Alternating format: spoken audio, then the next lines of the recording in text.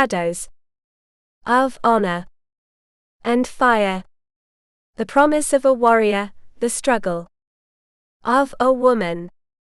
Anya Lysander. Epigraph. Honor is the poetry of duty.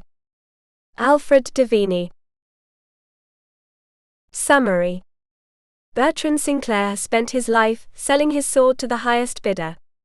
As a mercenary in service to France, he knows well the price of loyalty, and how rarely it is paid in gold. After years of forging his fate on the battlefield, Bertrand answers to only two things: gold and his own code of honor. But when he crosses paths with Beatrix Verneuil, a young fugitive disguised as a boy and with a bounty on her head, he makes a decision that will change his fate forever. In an unexpected act of honor, the Scotsman vows to protect her and take her to Scotland, risking his life to keep his word. To Beatrix, Bertrand's promise is a mystery.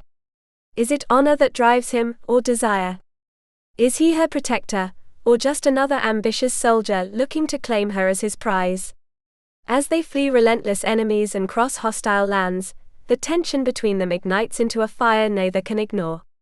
But in a world where betrayal lurks in every shadow and war leaves no room for love, Beatrix must uncover whether her Scottish warrior has saved her out of duty, or because his heart, like his blade, belongs to her alone. In a world where loyalty is a luxury and love a weakness, can Bertrand and Beatrix discover if their destiny is written in the sword, or in the heart? Chapter 1. France, late summer of 1434. A man without honor is worse than a wild beast. Scottish proverb. A groan escaped Bertrand's lips as he clumsily pushed himself upright. He brought his hands to his head, shuddering at the thick layer of grime matted into his brown hair. Squinting in distaste at the pale light of dawn, it took him a moment to understand where he was. He scowled in disgust. He hadn't even made it to his small tent. Instead, he'd collapsed right in front of the entrance, half submerged in mud. "Lucky I didn't drown in this muck," he muttered hoarsely as he struggled to his feet, swaying under the relentless pounding of a vicious headache. Gradually, a rancid stench reached his nose. His frown deepened as he realized the nauseating smell was coming from his own body. Cursing under his breath, he staggered toward the river that ran beside the camp, determined to rid himself of the reek. He needed to wash to clear his head, and most of all to collect his thoughts. The icy water would help with that. Things were spiraling out of control, he thought as he made his way through the trees. When a man wakes face down in the mud, with no memory of how he got there, it's a clear sign it's time for serious self-reflection. Bertrand had entertained that thought many times, during the 7 years he'd spent fighting for the French. He'd judged his fellow countrymen harshly for giving in to debauchery, and now it was time to hold himself to the same standard. He knew he'd reached a turning point, either he changed or his fate was sealed. When he reached the riverbank, he found a shallow stretch of water. He pulled off his boots, unfastened the buckle of the belt that held his sword scabbard, and waded in. He let the freezing water soak his face before fully submerging himself. Then he rested his head on the grassy edge, arms and legs outstretched, eyes closed, allowing the cold to clear his mind and wash away the stench from his body and clothes. Since his arrival in France, he'd thrown himself into wine and the arms of women whose names he never remembered. Only the chaos of battle could momentarily pull him from that downward spiral, but he knew he'd been pushing his luck. The night before, he could easily have landed face down in the swamp, drunk enough not to stop himself from drowning in the mud. He could have lost his way and stumbled into the enemy camp, only to be cut down before realizing where he was. Or worse, he could have been slit open and robbed by one of the scavengers who prowled the army's outskirts, or even by a fellow soldier. His reckless path of self-destruction was leading him somewhere dangerous. But why? That was the real question. At first, the wine and the women had been a refuge from pain, an attempt to forget the wound that had driven him away from Scotland, away from Torrenmore. Now he feared they had become a habit. The drunkenness offered fleeting forgetfulness, and women's arms gave him momentary comfort. But none of those excuses justified the danger he was putting himself in. He had promised his brothers he wasn't heading to France to die, and he had no intention of perishing in a drunken stupor. Voices broke through his grim thoughts. He sat up with effort and strained his ears.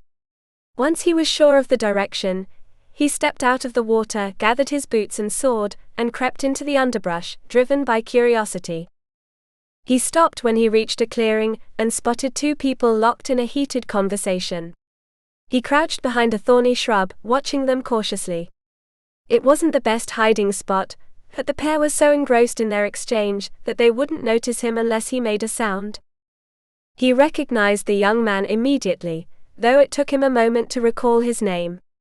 What truly caught his attention, however, was the other person, a petite woman with jet black hair dressed in loose-fitting men's clothing. On the ground, a pile of dark curls revealed she had just cut her hair. Now her mane was short and tousled, with an unmistakably masculine look. Bertrand felt a pang of sorrow at the sacrifice of that hair. For a woman, such a mane was a symbol of pride. He wondered what might have driven her to such a drastic decision, but he pushed the thought aside and focused on the conversation. "This is madness, Beatrix," the young man murmured as he helped her adjust the worn leather trousers and the short tunic. "We'll soon be going into battle against the English. That's no place for a woman." "The Verneuil lands aren't safe for me either," she replied, nervously brushing her freshly cut curls. "He'd kill me just for this. Verneuil is already dead." "That doesn't stop me from hating him." "Why? He didn't cut your hair or force you to do it. But it was that bastard and his cursed relatives who drove me to this. I had no idea how prolific the Verneuil family was. They seem to spring up from every corner, and behind every bush I pass. And there's a good chance some of them are in the army gathering here," the young man warned. "Didn't you consider that when you came up with this foolish plan?" "I did," Beatrix said, adjusting the tunic to hide any trace of her feminine figure. "I also considered that many Verneuils know, or can easily find out, that you're my cousin. But it doesn't matter. No one will think to look for me among the camp pages." "Maybe you're right, but I want you to stay close to me. Better yet, stay in my tent as much as possible without drawing suspicion," he said, eyeing her disguise critically before nodding with approval. "Getting caught would mean death. The Verneuils have put a high price on your head, and many would love to collect it." Bertrand briefly wondered how much the Verneuils would pay for the girl's capture, but he pushed the thought away. What mattered was that, for the first time in a long while, something had sparked his interest. Since leaving Scotland, nothing had held his attention beyond war and his own torments. And that flicker of curiosity pleased him more than he cared to admit. The murmur of the water muffled almost all sounds, but not the faint crack of branches on the opposite bank. Bertrand remained motionless among the bushes, holding his breath, convinced that his hiding place would be enough. However, Beatrix suddenly raised her gaze, as if a premonition had sent a shiver across her skin. Her eyes swept the surroundings cautiously, until they stopped at the exact spot where he was concealed. For a moment suspended in time, neither of them moved. There was no need to see each other clearly. Both knew, with an unsettling certainty, that they were no longer alone. Beatrix felt her irritation mingling with a vague sensation she didn't want to admit, not even to herself. The presence of that man unsettled her, not just because of how easily he had intruded into her affairs, but also because of how effortlessly he managed to unnerve her by simply being there. Despite his disheveled appearance and the arrogance in his smile, there was something undeniably attractive about him. He was tall, with a firm muscular build, and the water soaking his clothes only served to emphasize his physique. His damp hair fell in loose curls over his shoulders, and when the sun caught it, hints of golden brown glinted through, matching the warm light in his eyes. His face, though marked by weariness and the shadow of several days' beard, remained one of the most striking Beatrix had ever seen. Still, there was something about him that made her uneasy. Beyond the physical appeal, Beatrix noticed in his features the traces of a life lived in excess, a shadow of fatigue, a subtle hardness in his gaze, a slight flush to his skin. She had seen those same signs in her late husband. What sorrows had driven this man to seek refuge in wine and carnal pleasures? Her thoughts were interrupted when he tilted his head slightly, and with a half-smile betraying barely concealed amusement, let his gaze drift over her masculine attire. He didn't need to say a word. The cunning glint in his eyes and the way his lips curled into a triumphant smile made it clear he'd seen right through her. Beatrix felt heat rise to her cheeks. She quickly looked away, regaining her composure. "Since I've only just adopted this disguise, would you mind telling me how you saw through it?" she asked, unable to fully hide her discomfort. "I happened to be by the riverbank as well," he replied casually. Beatrix felt fury boil in her blood. Her eyes flashed with indignation. "Damn it," she spat, shooting him a murderous glare as she caught the sound of his suppressed laughter. "Then you're a spy." "No, just a man who occasionally enjoys a good bath," he answered with a mocking grin. Beatrix ignored his playful tone and stepped forward, moving fully out from behind her cousin Jean-Luc's protective stance. "If you're not following us, then what do you care how I dress, or who I pretend to be? Curiosity is a powerful thing. And you're a strong enough man to master it." "Beatrix," Jean-Luc murmured, giving her a light nudge. "Before you sharpen your tongue on him, maybe we should find out what he wants." "I speak your language," the stranger interrupted in perfect French, smiling as he made it clear he'd understood every word. Beatrix clicked her tongue in annoyance, and Jean-Luc narrowed his eyes, studying him closely. "Am I wrong, or have we met before?" Jean-Luc asked. "Only in passing," the man replied with a slight bow. "Sir Bertrand Sinclair of Torrenmoor, Scotland." "Sir Jean-Luc Montreuil," her cousin said formally. "My cousin Beatrix Verneuil. Tell me, do you intend to report us, or are you hoping for a reward in exchange for your silence?" Bertrand seemed amused by the suspicion but took no offense. "Don't judge me so harshly," he replied calmly. "On the honor of my clan, I swear it was only curiosity that compelled me to interfere." "That blind obedience to curiosity could get you killed," Jean-Luc retorted, though he lowered his sword. "Is that so?" "Yes," Beatrix said sharply. "This isn't your affair. It doesn't concern you. And what if I told you that you might need help? Another sword to watch your back." Bertrand noticed Jean-Luc frown, clearly weighing the offer. But Beatrix showed not the slightest hesitation. "This is a family matter, sir," she replied firmly. "We don't need help." "Don't you?" Bertrand raised an eyebrow. "You only just adopted that disguise, and yet I already saw through it." "Only because you were spying on us," Beatrix replied, incredulous. "Perhaps I wasn't the only one," Bertrand murmured gravely. Jean-Luc's face paled. Bertrand nodded, pleased that at least he understood the implication. Beatrix, however, remained defiant. "I think we would have noticed if the woods were full of spies," she whispered, though she couldn't suppress a slight shiver. "Sir Sinclair, I understand your warning," said Jean-Luc. "We will certainly take greater precautions." "But you refuse my help." "I'm afraid I must. This is our problem. It would be discourteous to involve you in our troubles. Even if I'm willing to be involved." "That doesn't change things." Bertrand shrugged indifferently. "As you wish," he said calmly. "But know that my offer stands. If you change your mind, you know where to find me." With a small parting gesture, he walked away from the tent. Yet before leaving completely, he paused and turned back for a moment, tempted to return and eavesdrop on the conversation that would surely follow his departure. Then he dismissed the thought. They would be more cautious now, speaking in whispers, weighing every word. All he could do was wait and hope they would ask for help before it was too late. Chapter 2. Promise is easy, keeping it is what defines a man. Celtic proverb. Most pages didn't wear pendants as fine as that one. Beatrix stifled a curse, and tucked the garnet-studded medallion back beneath the front of her doublet. She shot the mocking Scot a withering glare before hoisting the sack of dry wood onto her shoulder. As she made her way through the forest toward Jean-Luc's tent, she forced herself to ignore Bertrand's seductive smile. It had been a week since Sir Sinclair had uncovered her secret. Since then the dashing knight seemed to be constantly nearby, watching her every move. She ran into him at every turn, and that charming smile of his haunted her.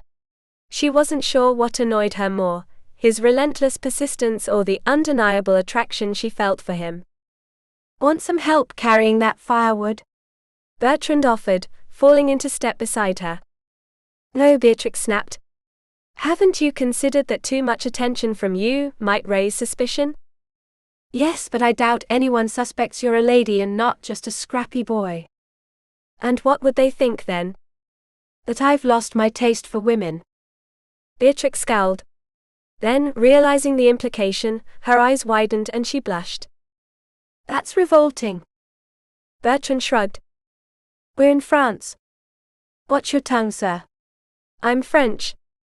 And the most enchanting sight I've laid eyes on in 7 years wandering this land." The spontaneous compliment gave her heart a slight jolt. "Don't you have better things to do with your time and thoughts than meddle in my trivial problems?" "Not at the moment." As they reached the edge of the forest, still under the tree's shadow, Beatrix turned to look at him.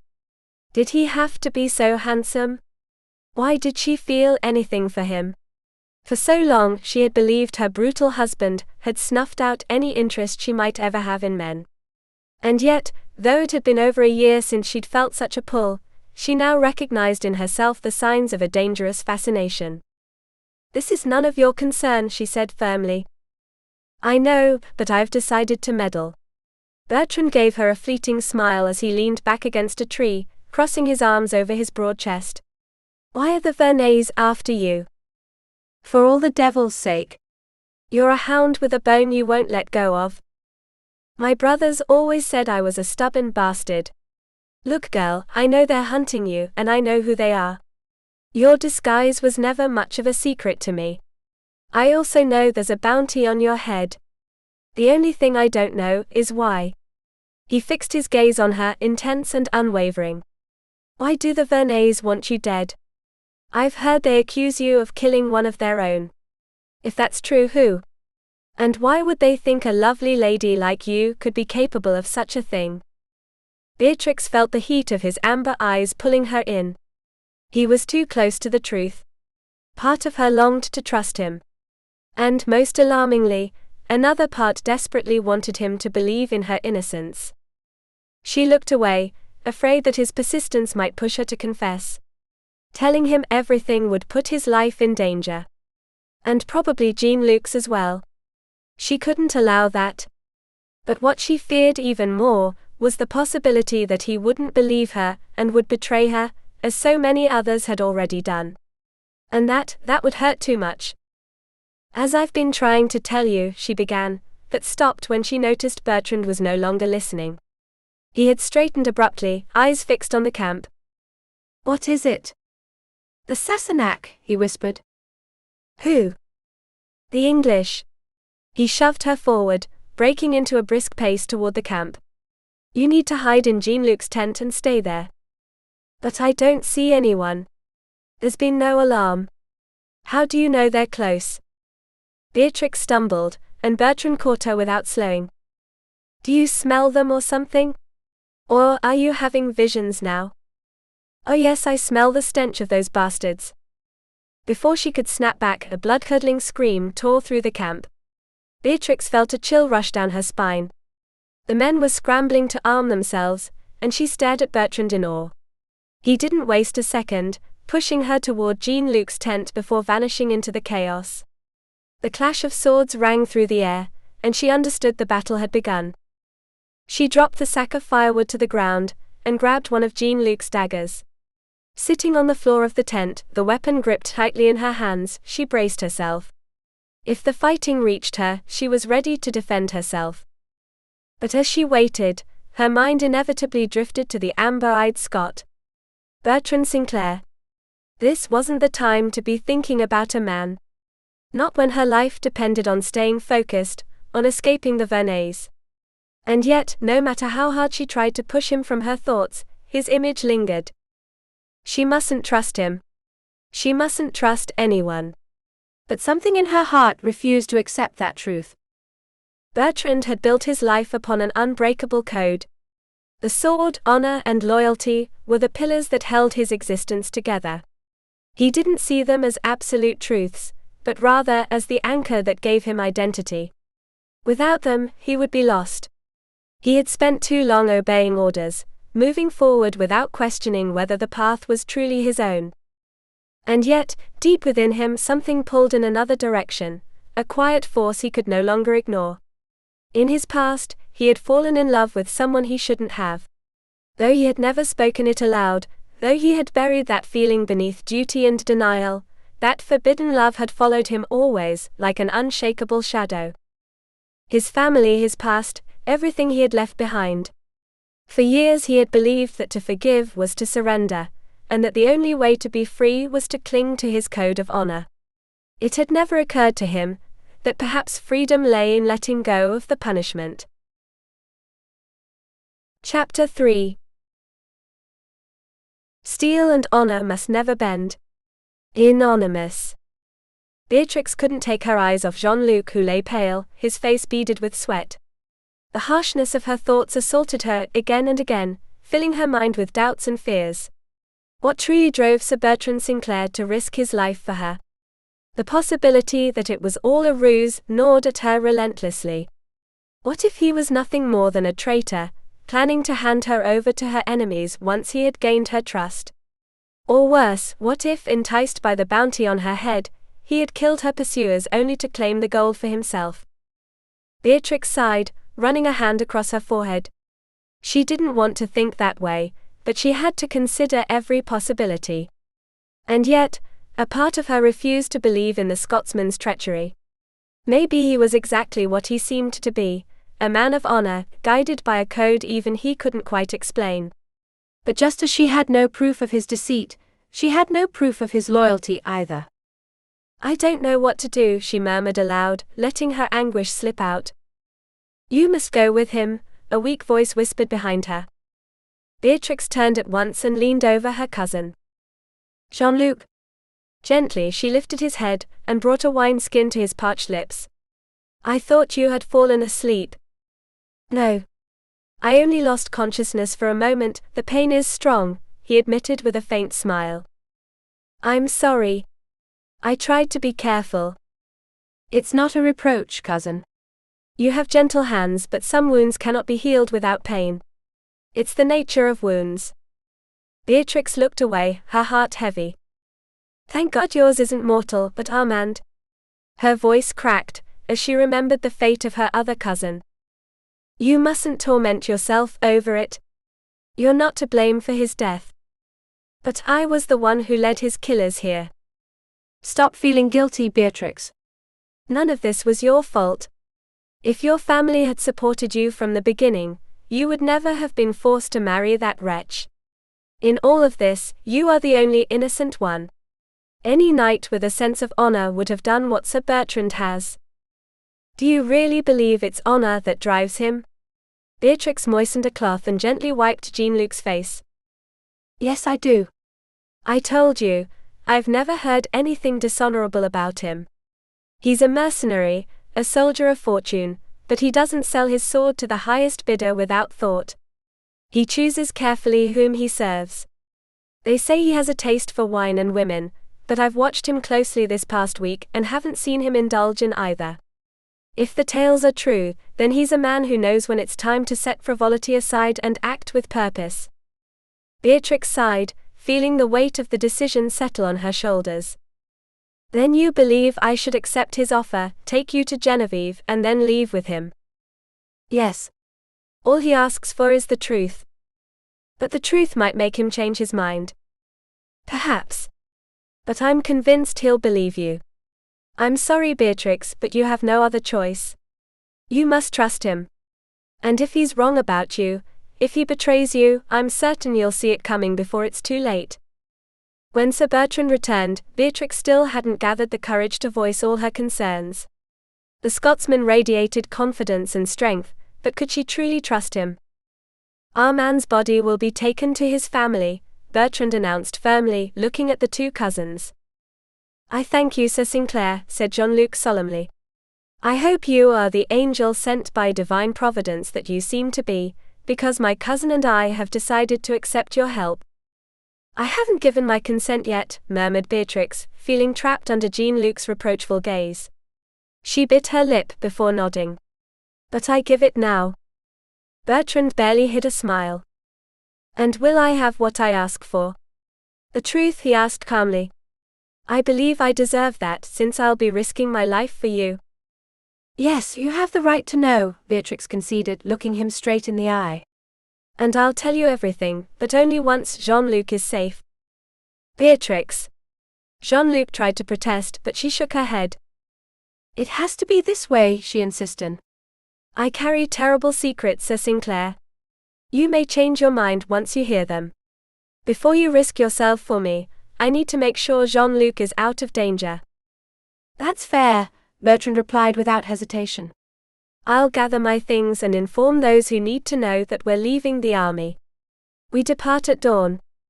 When he left the tent, silence settled between Beatrix and Jean-Luc. At last he sighed and gave her a tired smile. It's the right decision. I feel it in my gut. You should trust more. I wish I could, she replied with a hint of sadness. You don't sound very convinced. I'm not, but I feel I should trust him. It's strange. Beatrix ran a hand across her forehead, as if trying to clear her thoughts. Since I escaped my husband's lands, I've felt in control of my own fate. But now, in accepting Sir Sinclair's protection, it feels like I'm handing over the reins of my life. Jean-Luc squeezed her hand in a gesture of support. You're too mistrustful. I'm convinced he's an honest man.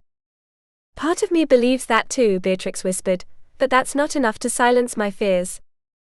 Jean-Luc looked as if he were about to say something more, but she cut him off with a sigh. Don't think on it any longer. You need to focus on healing, and I need to prepare for what's coming. I must leave my fears behind, and be grateful that someone is willing to help me.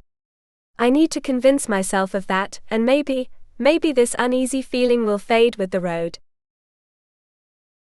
Chapter 4. In war as in love, to reach the goal one must come closer. Napoleon Bonaparte. Beatrix paced the castle kitchen with slow, measured steps, her mind clouded with bitter thoughts. The journey had passed without major incident, but Jean-Luc was weakened.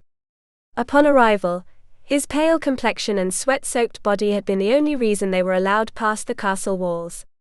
Beatrix knew it all too well, and it pained her to accept that truth.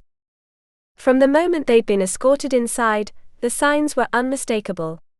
Their faces had been covered during the approach, they were ushered in through a servant's door, and finally left waiting in the kitchen after Genevieve hastily dismissed the staff. Not a single word of welcome, not even a glass of water or a scrap of bread. Nothing. Beatrix remembered clearly how her cousin once prided herself on her hospitality, and now its absence could only mean one thing: she expected them to leave as soon as Jean-Luc was stable. But Beatrix had no intention of leaving, until she was certain her cousin would care for him properly. She cast a furtive glance at Bertrand, who had slumped into a chair beside the large polished wooden table. His fingers drummed idly on the gleaming surface. Beatrix felt a flush of shame on behalf of her cousin. She didn't know much about Scottish customs, but she was sure Sir Sinclair had noticed the lack of hospitality. Perhaps now he would believe her when she said she could not trust most of her family. I think your cousin will take care of Jean-Luc, Bertrand said, watching her carefully, fully aware of the pain her relative's behavior caused her. I think so too, Beatrix replied softly. But not you. No, not me. Beatrix gave a bitter smile. I'm sure Genevieve hopes I'll be gone before she returns. But she'll have to look me in the eye one more time. I want to hear her swear that she'll care for Jean-Luc. I agree. Maybe you should also ask for some provisions, if you can do it without your pride getting in the way. Do I really have to? Would she have any reason to deny you even that small favor? No. Then ask and make her ashamed for not offering it on her own. We need everything we can get. We might not have many chances to resupply, not with coin and not with time. Do you think the road ahead will be that hard? Bertrand shrugged. I can't say for certain, but it's better to be ready for long days in the saddle. Beatrix nodded, and just then tension crept back into her face. Genevieve entered the kitchen with a tight-lipped expression and an irritated air. Her face said it all. Finding Beatrix still there clearly displeased her. Beatrix would have preferred not to ask her for anything, but Bertrand's words echoed in her mind, and she swallowed her pride. "Will you care for Jean-Luc and keep him safe?" she asked firmly. "Swear it to me, Genevieve." "Of course," her cousin answered dryly and resolutely. "We raised him for years. He's like a son to me. You should never have dragged him into your problems. He's no longer in them. Just like poor Armand." Genevieve fixed her with a hard stare, and Beatrix paled. "You've mastered the art of leaving death in your wake. And now you stoop even lower. Look at you. No respectable woman would present herself dressed like that." From the corner of her eye, Beatrix saw Bertrand rise to his feet, his face tight with anger. She quickly signaled him not to interfere. He couldn't shield her from everything, and she didn't want him to. This was family business, painful, but hers to bear. "Perhaps, cousin," Beatrix said calmly, "I've come to the conclusion that life matters more than honor. I need provisions and then I'll leave. I'm already risking enough by sheltering Jean-Luc and letting you cross my lands. And you still dare ask for more?" "Yes. What difference does a little bread and wine make? If the Verneuils find out I was here, they'll assume you helped me either way." Genevieve scoffed, but filled an empty flour sack with food and tossed it without ceremony. Then she handed Bertrand 2 wineskins. Beatrix suppressed the urge to throw them back at her. What she'd said was true. Life was worth more than honor and certainly more than pride. "Is this another fool you've tricked into helping you escape justice?" Genevieve asked with disdain. "Don't say anything, Bertrand," murmured Beatrix, seeing the Scotsman take a step forward. "She's not worth it." Then she turned her gaze back to her cousin. "Fortunately, there are still some who listen to my side before casting judgment. It's a shame almost none of them share my blood." With that, Beatrix took the sack, pulled up her hood, and left the kitchen. Beside Bertrand, she walked away from the castle without once looking back. The silence between them was heavy, and it remained unbroken until nightfall, when Bertrand pointed out a clearing. "We'll spend the night here. It's sheltered enough to hide us, but not so enclosed that it becomes a trap. There's water nearby." Beatrix nodded and dismounted. They tended to the horses and lit a fire, still wrapped in dense silence. Only after they'd finished eating Armand's bread and cheese did Bertrand move closer to her and offer a wineskin. "I think it's time you told me the truth," he said quietly. Beatrix took a sip and gave a bitter smile. "Which truth? Mine or the one everyone else has chosen to believe?" "Tell me the one you believe. I'll judge for myself." Chapter 5. Love does not consist in gazing at each other, but in looking outward together in the same direction. Antoine de Saint-Exupéry. The icy water of the stream brought a revitalizing sensation to her skin, and Beatrix felt the urge to submerge herself completely. But there was no time for that. Bertrand, just a few steps away, was watering the horses, and had insisted the stop would be brief. They had been riding for 2 exhausting days from dawn to dusk, with only the shortest of breaks. Beatrix's muscles were stiff, and every fiber of her body cried out for rest.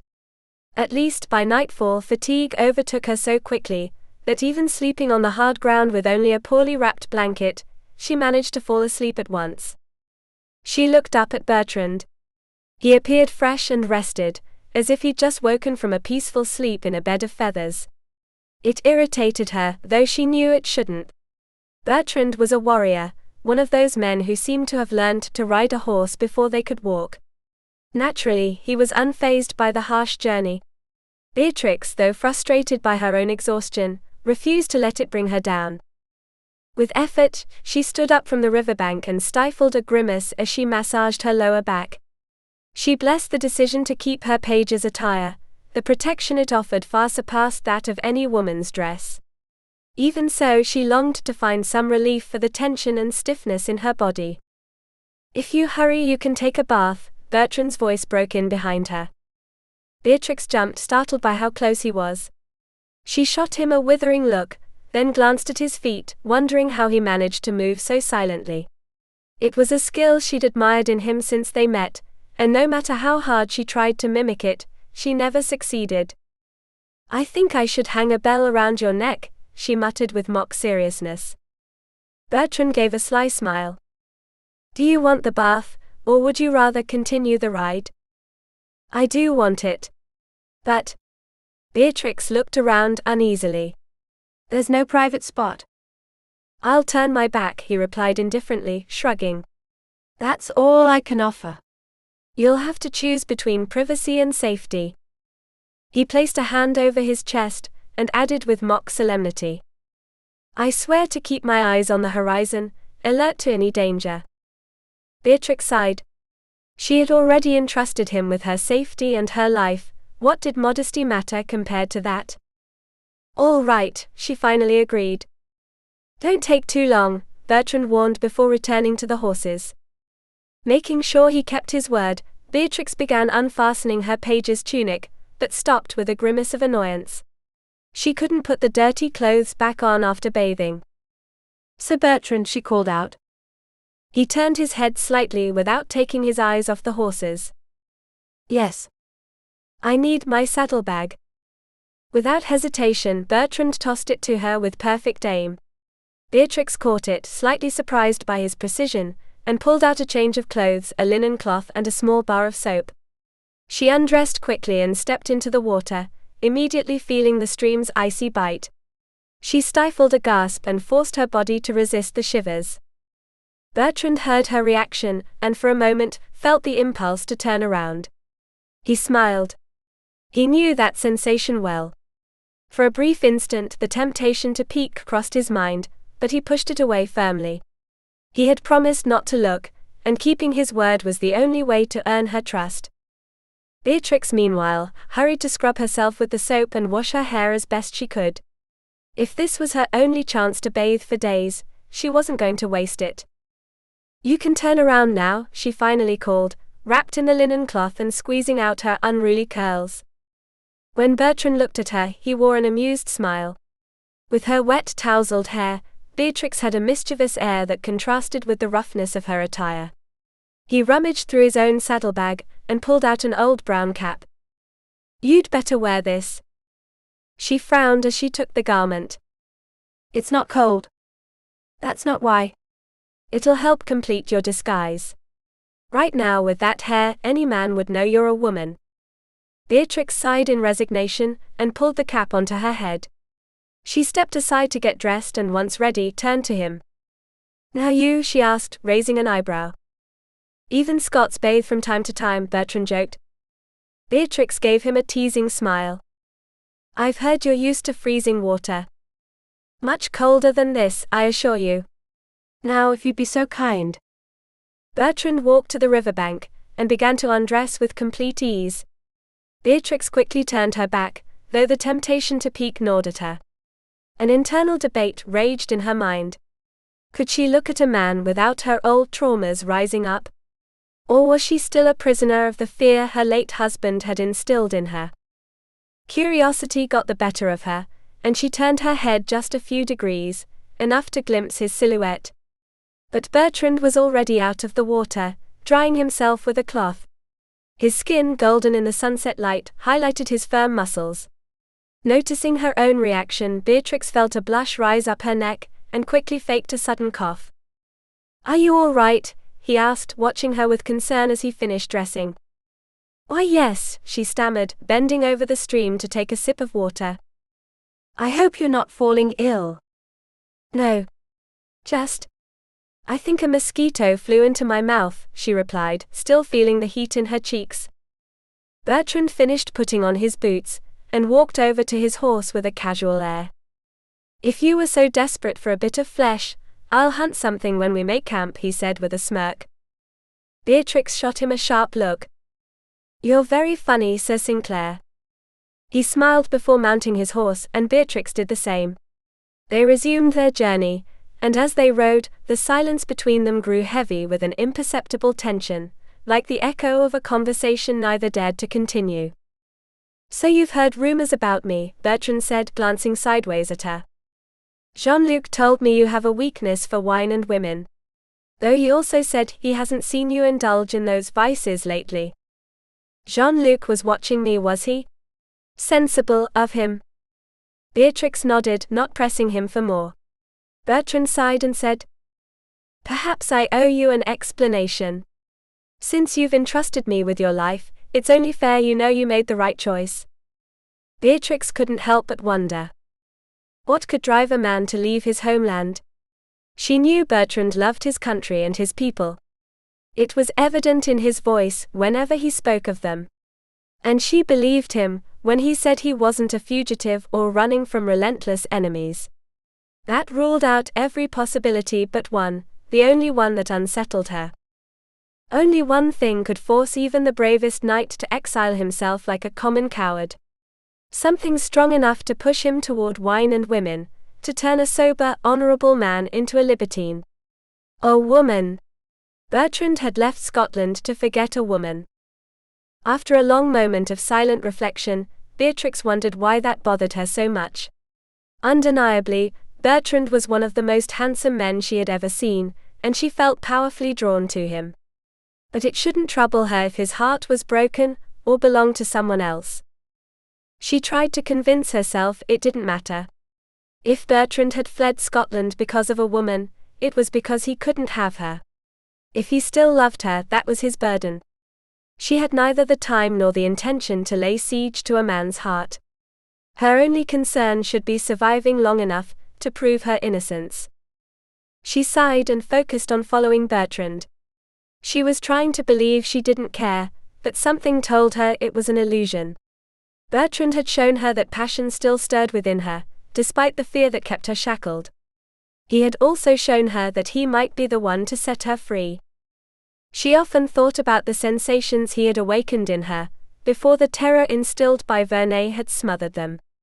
She wanted to know what it felt like to surrender to passion, to a burning, uncontrollable desire, and her instincts told her that Sir Bertrand Sinclair could be the one to show her. She feared, however, that once she rediscovered passion, it wouldn't be enough. That she would no longer be content with being his lover, but would long to be his only love. Yet if she wasn't wrong about the reason for his exile, Bertrand's heart was neither free nor available. It belonged to someone else. And if, in giving him her body, she also gave him her heart, she might be condemning herself to love a man incapable of loving her back.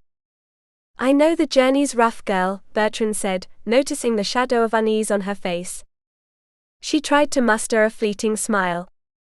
"I'm lamenting my wretched life, Sir Sinclair. Don't worry, I won't let my sporadic fits of self-pity interfere with our journey." Bertrand chuckled and shook his head. "You're entitled to a few moments of melancholy. More than most." Beatrix shrugged. "Perhaps I've earned that right, but it's useless. It doesn't ease the pain of the past or solve the problems of the present. Honestly, I prefer to be angry. Especially with men." "Oh oui, especially with men. But don't worry, my handsome knight, I won't slit your throat in the middle of the night just because you're a man, and my fury has turned me into a harpy." Bertrand laughed heartily and studied her. He enjoyed the mischievous glint in her smile. Unfortunately, it faded quickly into a slight grimace, perhaps from having joked about her husband's death. "And what could make you slip up to me in the dark to cut my throat while I sleep?" "You'll find out in due time." "Ah yes, when I'm choking on my own blood."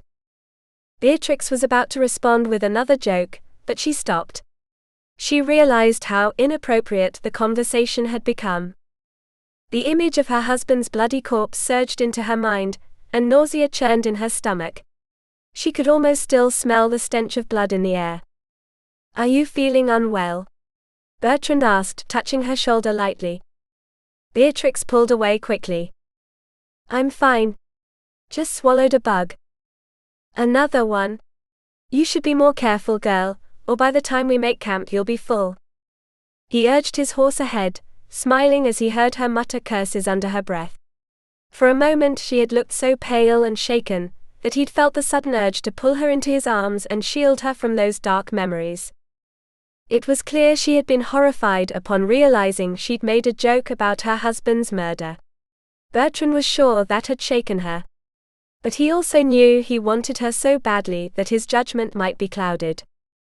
After all, there was always the possibility that the look on her face hadn't been horror or disgust, but fear. Fear of having unintentionally revealed her own guilt. Chapter 6. He who loves believes in the impossible. Elizabeth Barrett Browning. The night crept on slowly, framed by the crackle of flames and the distant howl of wolves. Beatrix, her body still tense with unease, watched Bertrand, who calmly turned the rabbits over the fire, seemingly untouched by the storm of thoughts assailing her. "Heavens above," she burst out, a mix of relief and irritation in her voice. "You nearly scared me to death. You appear out of nowhere with that smug grin and your hunting prize, while I imagined every possible disaster." Bertrand let out a low chuckle, watching her with barely concealed amusement. "Did you doubt me? I told you I'd bring back meat. I kept my word." "It wasn't the meat I was worried about," she snapped, folding her arms. "It was your delay, and the way you move like a shadow among the trees. If your goal was to look like a ghost, congratulations. You've succeeded admirably. Ah, so that unsettled you. I'll teach you to do the same if you like. You won't fear shadows if you become one yourself." Beatrix raised an eyebrow, intrigued in spite of herself. "That would be useful." "I always feel like I make more noise than an entire battalion when I move." Bertrand smiled, a hint of melancholy in his expression. "You won't need to run for much longer. I promise." Beatrix held his gaze, searching those clear eyes for the certainty behind his words. She wanted to believe him, wanted to let her heart cling to that promise. But years had taught her to doubt, to distrust the comfort of well-meaning words. "It's not that simple," she murmured, lowering her eyes. "It's not just the justice of men that haunts me. It's the betrayal of my own, the indifference of those who should have protected me." "Then they are fools," Bertrand said coldly. "And cowards. They should be here, swords drawn, ready to defend your honor." "But since they're not, I will." She felt a knot tighten in her throat.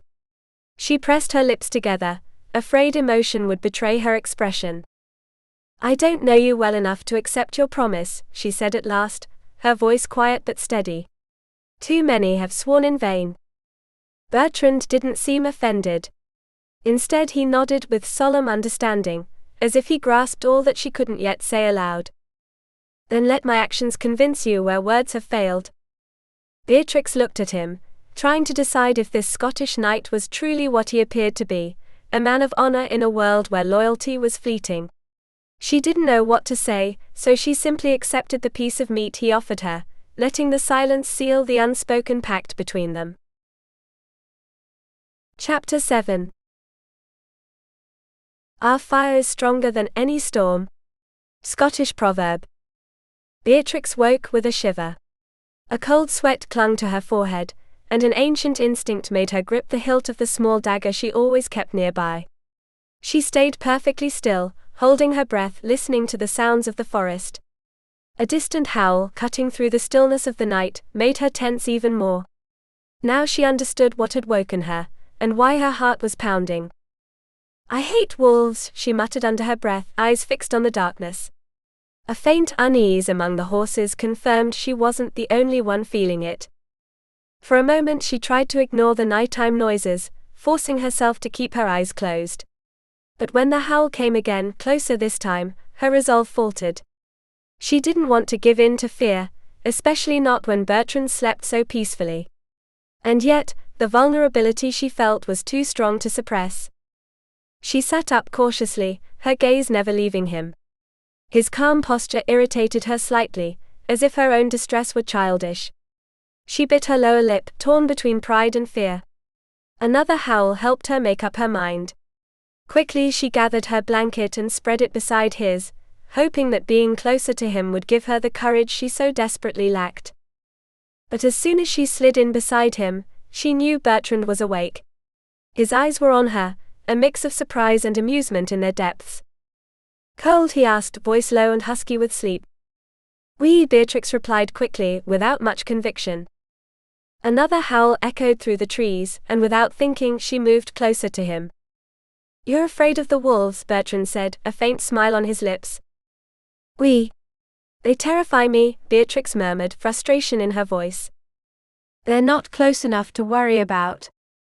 "I know. The fire will keep them away." "I know that too," she replied, more annoyed with herself than with him. Her eyes narrowed when Bertrand let out a stifled chuckle. "It's not funny." "I'm not laughing at your fear," he said, amusement glinting in his eyes. "I'm laughing at how angry it makes you to feel it." Beatrix huffed and ran a hand through her messy hair. "It's a weakness. Not the kind that puts us in danger, Cherie. Plenty of people fear wolves. I don't exactly find their night songs comforting either." A flicker of relief crossed her face before it darkened again. "What bothers me is that I can't reason the fear away." "I know they won't harm us, and still. Some fears defy logic. We all have one." "Hard to believe someone like you has such a weakness," she said, tilting her head skeptically.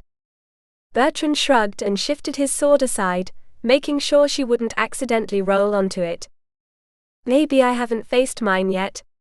Or maybe I hide it out of pride, or because I haven't been in a situation that forced me to admit it. But I'm sure it's there." Beatrix pondered his words in silence. "If reason can't defeat these fears, how do you overcome them?" Bertrand smiled with a touch of mystery. "You don't," he said, prompting a frustrated groan from her before he continued. "It's not the fear itself that defines weakness, it's what we do when we must face it." "If that's true, then I've already failed," Beatrix murmured, lowering her gaze. "Because here I am, trembling, seeking shelter at your side." Bertrand laughed softly and brushed her arm in a warm gesture. "You're not behind me, Beatrix. You're beside me." She gave him a warning look, before punching his arm lightly. Bertrand just laughed harder. "The real test will come, if you ever have to face them directly. And when that happens, what you choose to do, that's what will matter." Beatrix shuddered. "I hope that day never comes," she whispered, closing her eyes. "Sleep, Cherie. Tonight the beasts won't come near." Beatrix sighed and allowed herself to relax. Though the wolves howled in the distance, Bertrand's presence was a shield against her fear. Within minutes her breathing slowed, and she drifted into a more peaceful sleep. Bertrand watched the curve of her face in the moonlight, and silently scolded himself. If she could affect him so deeply with just an accidental touch, the night would be a long one. But what worried him most wasn't the desire she stirred in him, it was the growing suspicion that he might be fooling himself about how he truly felt. Chapter 8. Every man dies, but not every man really lives. William Wallace. The air was thick with tension, as the sun sank slowly behind the dense forest.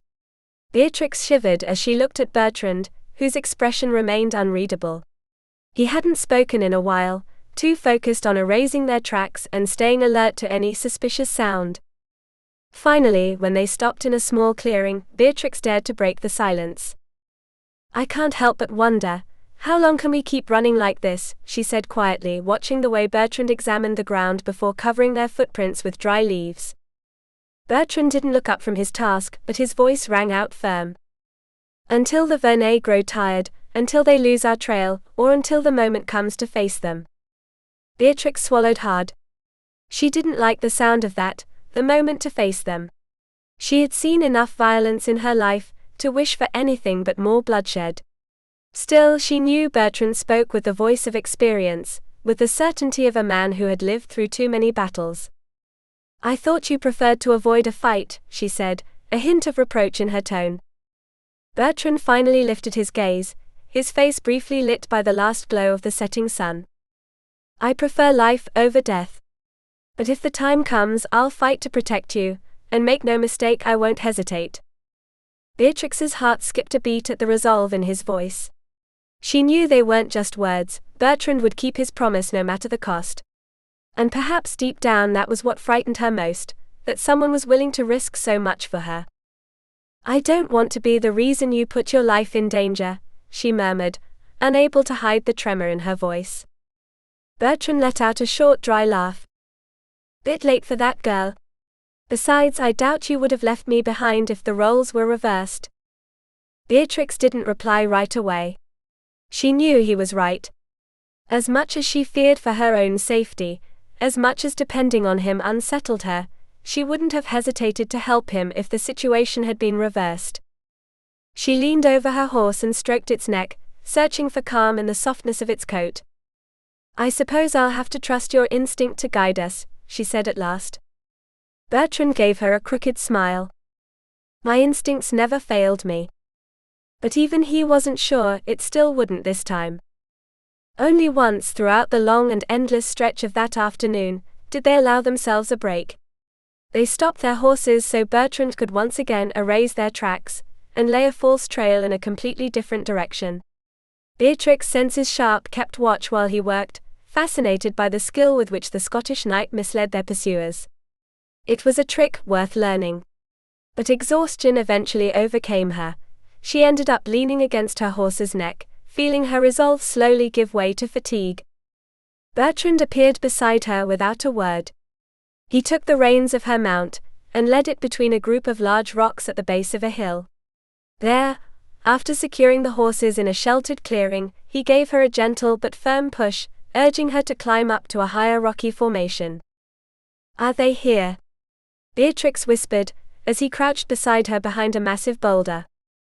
"Not yet," Bertrand answered in the same hushed tone, his eyes fixed on the path they had just left behind. "Then why are we hiding?" she insisted, trying to keep her voice steady. "Why not keep riding at full gallop? I need to know how easily they're fooled." Beatrix thought that was useful information, and began to rise to peek at the trail, but reconsidered and let herself fall back against the rock. Bertrand would do it better than she could. She closed her eyes for a moment, knowing the hours ahead would be long and grueling. Resting, even just for a moment, was more valuable than seeing for herself whether the Verneuil had taken the false trail. It felt like she had only just closed her eyes when a hand gently shook her. "All right, I'm awake," she murmured, rubbing her eyes. "They're gone," Bertrand announced, helping her to her feet. They descended the hill quickly. Bertrand explained in a low voice that for a moment he'd feared one of their pursuers, with particularly sharp eyes, might spot the horses. But that hadn't been the case. They'd swallowed the trick and followed the false trail. "Then we're safe," Beatrix murmured, doing her best not to complain as she mounted again. The fatigue and pain from the ride weighed on every muscle. "For now, yes. But once they realize they've been deceived, we'll be out of sight, which gives me time to regain the lead." Riding beside him, Beatrix frowned. "I thought you wanted to get rid of them once and for all." "That was and still is the plan. But you shouldn't rely too much on a trick like this. They've followed us without fail for hours. That means at least one of them has the instincts of a seasoned hunter." The thought unsettled her. She wanted to believe they'd lost them for good, that the chase was finally over. But as she tried to keep pace with Bertrand, she couldn't help but wonder if he too was growing weary of the endless cat-and-mouse game. When Bertrand finally chose a safe place to make camp, Beatrix barely managed to suppress a sigh of relief. She tended to her horse, then stepped away among the trees to take care of her needs. When she returned, Bertrand was coaxing a small fire to life, surrounded by a circle of stones. "Is it wise to light a fire?" she asked with a frown. "It could give us away." "They're too far to see it," he replied calmly. She gave him a stern look. "When did you decide we were safe?" "Shortly after they took the false trail," he answered, busying himself with preparing a modest dinner from the remains of a hare and some hard bread. Beatrix looked at him, puzzled. "Then why did we keep riding without stopping?" "The farther we are, the better," Bertrand replied without missing a beat. Chewing a piece of bread, Beatrix tried to swallow her frustration. Bertrand was right. If their pursuers caught her, she wouldn't stand a chance. "I owe you an apology, Sir Sinclair," she said quietly, accepting the canteen he offered. She took a sip, all too aware of how little water remained. I'm tired and in a foul mood. It's understandable. Maybe. But it's not fair to take it out on you. You don't deserve that. Don't worry about me, he replied gently. Beatrix sighed and looked up at the starry sky. I just want this to be over. I want to go home. Her voice sounded almost childish, but it was the plain truth. She missed her bed, a hot bath, the comfort of the life she had lost. And knowing that Bertrand was enduring the same hardships didn't help. And you deserve better too, she added in a murmur. I'm used to these hardships. You're not. But this isn't just about me anymore. I don't want to drag you into this danger. Running is exhausting, Beatrix. But tonight you'll get to rest. We've managed to lose them. She hesitated. How can you be so sure? They found us before, when we didn't think they could. Bertrand shrugged. Maybe they got lucky. Or maybe I left a trail, without realizing it. But next time I'll be more careful. She looked at him with a mix of gratitude and exhaustion. Raising a hand to stifle a yawn, she caught a faint smile from Bertrand. Sleep, little Beatrix. It's been a long day. She obeyed, wrapping herself in her blanket. Just before her eyes closed, she murmured, There will be many more days like this, won't there, Sir Sinclair? A few, yes, he replied, settling down beside her. The hardest part will be reaching a port without being seen. Of course, the Verneuil will be watching them all, she mumbled, her voice fading into sleep. Bertrand watched her in silence. He gently brushed a smudge of dust from her cheek before closing his eyes. He swore to himself he would do everything in his power to keep her safe. He would not let her die. And when they reached Scotland, he would do what no one else seemed willing to, free her forever from the shadow of the Verneuil. Chapter 9. It is better to fight for something than to live for nothing. George S. Patton. The cool morning wind swept over the hill as Beatrix came to a stop, gazing down at the village below. Her body still bore the weight of exhaustion, a lingering echo of the previous day's ordeal. The night's rest hadn't been enough to erase the fatigue or the fear. She knew their enemies had been close, too close. And now, the thought of entering a village full of strangers unsettled her. But they had no choice. Are you sure this is a good idea? She murmured, casting a wary glance at Bertrand. The man riding beside her looked at her calmly before answering. We need supplies, girl. This is the worst time of year to find anything in the land that can sustain us. Beatrix nodded, though the wariness never left her eyes. I know. And really, in the past few years, there hasn't been much left to gather in the fields. The soldiers loot everything. Bertrand let out a sigh, watching the village thoughtfully as they began descending the hill. Armies can be terribly greedy. It's one of the many curses of war. And France has been torn apart by war after war for years. There's never an end, Beatrix said bitterly. Her gaze darkened as she recalled all that had been lost, all the war had devoured without remorse.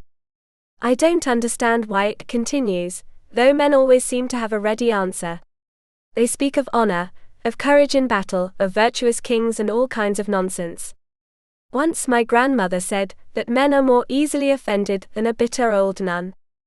For a moment Bertrand looked at her sternly, as if weighing the boldness of her words. Beatrix knew it wasn't wise to voice such opinions so freely. Men usually didn't take kindly to them. But then, to her surprise, Bertrand let out a laugh. You're right, girl. It often seems just like that. The moment of lightness faded quickly as he pulled on the reins, stopping his horse near a stable at the village's edge. It's a shame men turn into murderers when they give in to rage, he continued, his voice now grave. In my land, grievances turn into blood feuds passed down through generations like a cursed inheritance. Did your family suffer something like that? For a brief time. Until the truth came to light and the killing stopped. Before Beatrix could ask more, Bertrand dismounted with ease and headed toward the blacksmith. She watched him uneasily. She didn't like the idea of leaving the horses in the care of a stranger. If they had to flee, it could become a fatal hindrance. Bertrand seemed to read her thoughts and whispered as he passed her. "Don't let fear show on your face. I can't promise we're completely safe here, but I don't sense danger lurking around every corner." "You don't smell enemies?" Beatrix asked, trying to walk with the bearing of a boy. Still, from the sidelong glances she was getting, she wasn't sure she was succeeding. "No. My instinct doesn't pick up anything unusual. But our horses need new shoes.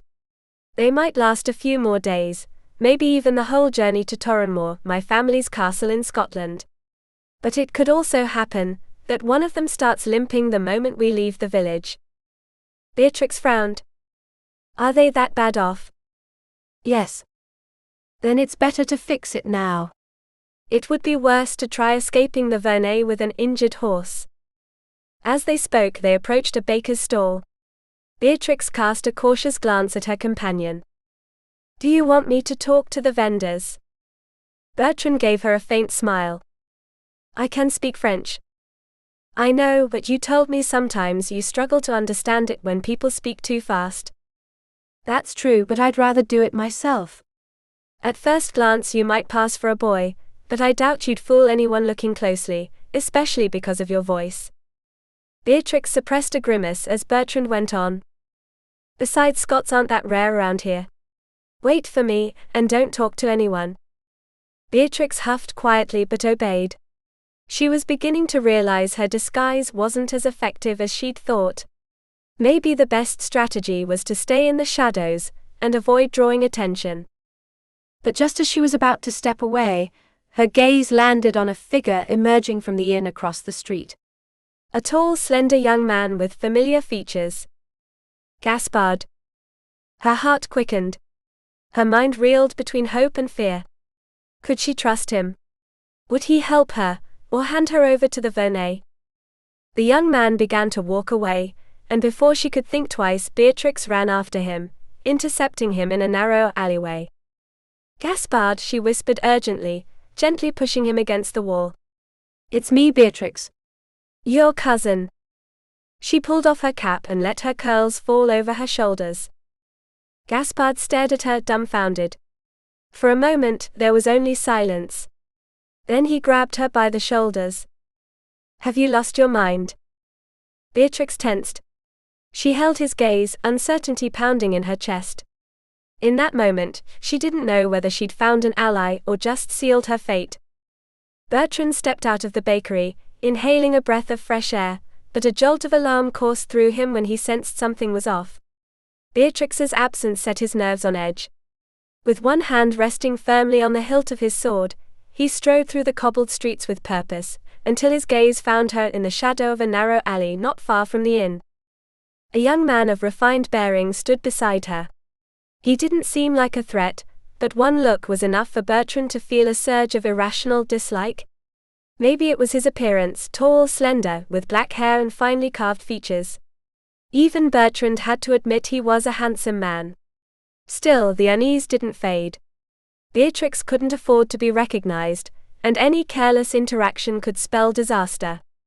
His suspicions sharpened when he heard the stranger offering her money for her services, dismissing him like some common sellsword.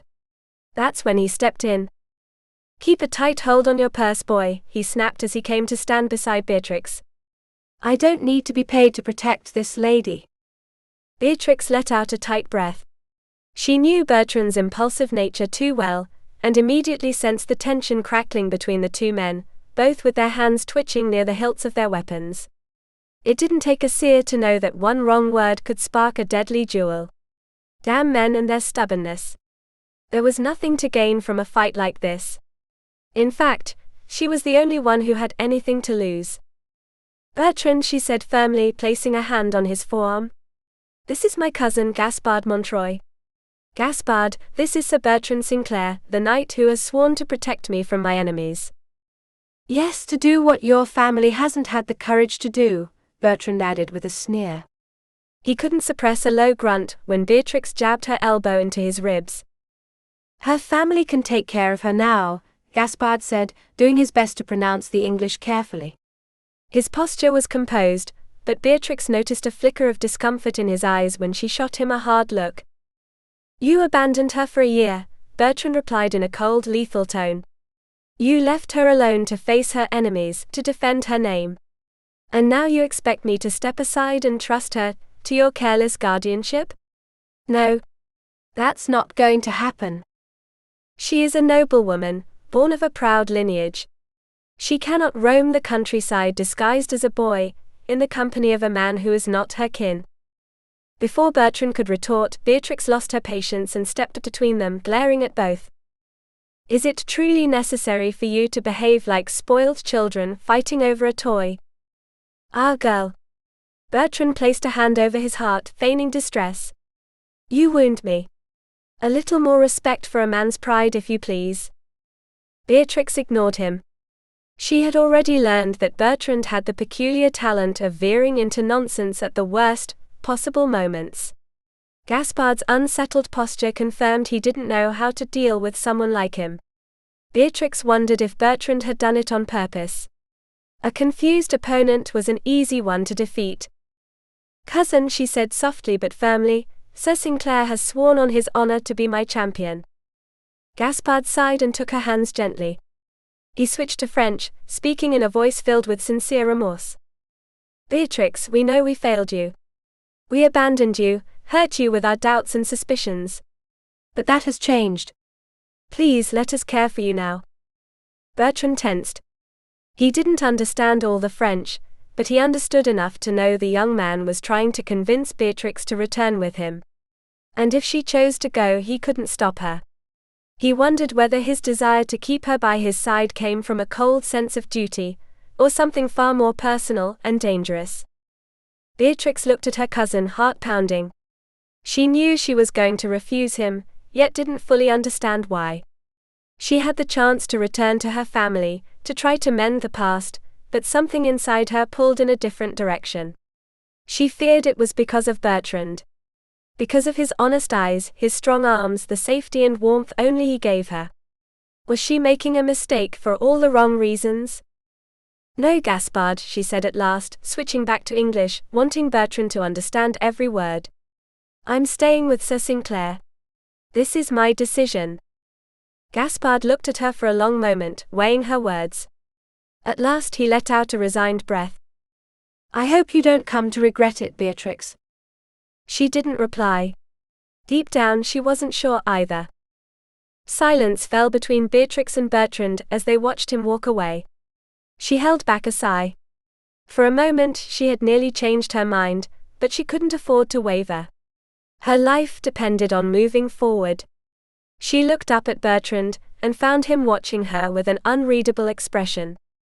"Already regretting your choice, girl?" he asked with a hint of irony. "No. I only hesitated for a moment. But I chose you." Bertrand inclined his head, pleased by her resolve. He didn't know exactly when this mission had stopped being just a promise, and turned into something more. But he was certain of one thing: he would see her safely to Scotland, no matter what stood in their way. Chapter 10. The hardest battle is against oneself. Celtic proverb. When Beatrix slipped naked into the hot water, a soft sigh of pleasure escaped her lips. Bertrand had accompanied her to the inn, exchanging a few words with the innkeeper before leading her to a private room furnished with a cozy bed and a generous tub that, within minutes, was filled with rose-scented water. She knew that detail had been decided the moment they left the alley, but she had no intention of protesting. The inn's women came and went, with steaming buckets of water. Unable to wait any longer, Beatrix began to undress as soon as the door closed behind Bertrand. For a moment she felt a pang of unease at revealing her true sex, but the women's indifference made it clear they had already guessed the truth. After lathering her hair with the fragrant rose soap, she reached out for the clean cloth left within arm's reach. She dried her face and rubbed her damp hair before letting her gaze settle on the room. The place must have cost Bertrand a fortune. Not only did she have the privilege of a private room, but also the luxury of a hot bath, something few could afford. And rose soap, she murmured, sniffing it before continuing her bath. The thought startled her. She hadn't considered how such luxury had been paid for. Jean-Luc, injured and barely conscious when they left him, could hardly have handed Bertrand any money. She hadn't, either. That meant Bertrand wasn't just risking his life to protect her, he was spending his own wealth as well. She looked at the medallion she had carefully placed on the bench beside the tub. Maybe she could sell it for a decent amount. But the very thought made her shudder. That amulet was all she had left of her grandmother, the woman who had raised her with more love than her own mother had ever shown. She would find another way to repay Bertrand. Now that her family had accepted her again, getting money wouldn't be so hard. She let the warmth of the water envelop her, closing her eyes and wondering what her grandmother would have thought of Bertrand. A smile touched her lips. She probably would have liked him, his irreverent humor would have amused her. But then a troubling thought clouded her peace. They had only just escaped capture, and had spent the day dodging the Verneuils. Was it wise to stop so soon? But Bertrand had shown good judgment. She had learned to trust him, and would continue to do so. Meanwhile, Bertrand cursed under his breath, scrubbing his skin with the freezing water of the stream. He couldn't help but envy Beatrix's hot bath, but she deserved that moment of relief. She needed it. Stopping at the inn had been a costly decision, but when he saw the sadness in her eyes as her cousin left, he knew he had to do something to comfort her. Still, doubt gnawed at him. One moment he felt he'd done the right thing in protecting her, the next he wondered if he was being a fool. He sighed, wringing out his soaked clothes in the hope they'd dry before dawn. A chill ran down his spine when he sensed a presence. He turned quickly, only to find Gaspard watching him with an unreadable expression. Bertrand exhaled in relief. "I thought you'd gone running home to hide," he said as he pulled on his boots. "I'm leaving tomorrow," Gaspard replied. "My horse needed to be shod." "Ah. So you're the reason Beatrix and I have to wait for our horses to be seen to," Bertrand said with irony. "And instead of resting, you've decided to go for a stroll by the stream." Gaspard looked at him coldly. "Seems you don't consider me a threat." "Are you?" Bertrand asked, narrowing his eyes. "I could be, and deadly. I don't think you're the safe haven Beatrix believes you to be. She's too naive at times." Bertrand smiled, amused. "She's a widow, not some innocent maiden," he replied calmly. "And that means she's ready to be taken?" "Well, now you care about her," Bertrand raised an eyebrow. "How sweet." Gaspard cursed under his breath, pacing back and forth until he finally stopped in front of him. "I accept your insults because I know I deserve them," he said harshly. "But be careful, Sinclair. I'm not known for my patience. I failed Beatrix like many in our family, but that's something I need to face with her, not with you. Still, my doubts about you are valid." "You don't need to worry about me," Bertrand said with a shrug. "No. You mean to tell me Beatrix doesn't stir a single lascivious thought in you?" Bertrand smiled wickedly. "I'm not that good a liar." Gaspard's curse rang out into the night. Bertrand held back a laugh. Toying with him was too easy, but maybe it wasn't wise. He might need his support later on. Bertrand recounted everything Beatrix had confided in him with measured calm, not leaving out his own impressions of her behavior at certain moments. He watched Gaspard closely, noting how his face first went pale with horror and then, overtaken by growing fury, he sank onto the grass, burying his face in his hands. Bertrand sat down in silence across from him, waiting patiently for him to settle. "We should have seen it coming," Gaspard murmured finally, his voice choked. "Someone should have realized what was happening," Bertrand agreed, his tone laced with restrained reproach. Maybe Beatrix wasn't clear enough in her words, maybe her complaints didn't seem obvious to others, but her wounds and scars are plain to anyone who chooses to look. I've seen them, and I don't even know her as well as her own family should. Not all of us, at least. She never told me anything." Gaspard grimaced bitterly. "And now I find myself trying to justify being so blind. I can't say for certain whether I would have acted to defend her, or seen more clearly what others ignored. I also can't claim that, even if I had known what she suffered at her husband's hands, things would have been any different. Maybe we would have protested, maybe someone would have spoken up, but I doubt anyone would have dared to bring her back home. As despicable as that man was, he was still her husband. The bonds of marriage are hard to break. Truthfully, death was one of the few ways to free her from him, and now we see the consequences of that. Better these consequences than the fate Beatrix was enduring, Bertrand replied without hesitation. Maybe. But if that man's brutality had been a publicly acknowledged fact, it would have only fueled the suspicions against her rather than dispelling them. They might have judged her even more harshly. I find it hard to believe so many could even consider her guilty. Yes, Beatrix has a sharp tongue and speaks her mind with a freedom many disapprove of in a woman, but to think her a murderer? No, I never would have believed it. Only now, knowing what she endured, do I allow myself to doubt. Or rather, to understand. When a man treats his wife the way he did, she can either break and submit or gather the courage to escape. And if there's nowhere to run, is it really so unthinkable that she might decide to kill? I wouldn't blame her if she did. Neither would I. But if she's truly innocent, it'll be easier to quiet the Verneuils' thirst for vengeance. Gaspard spoke softly, with a bitter smile that faded quickly.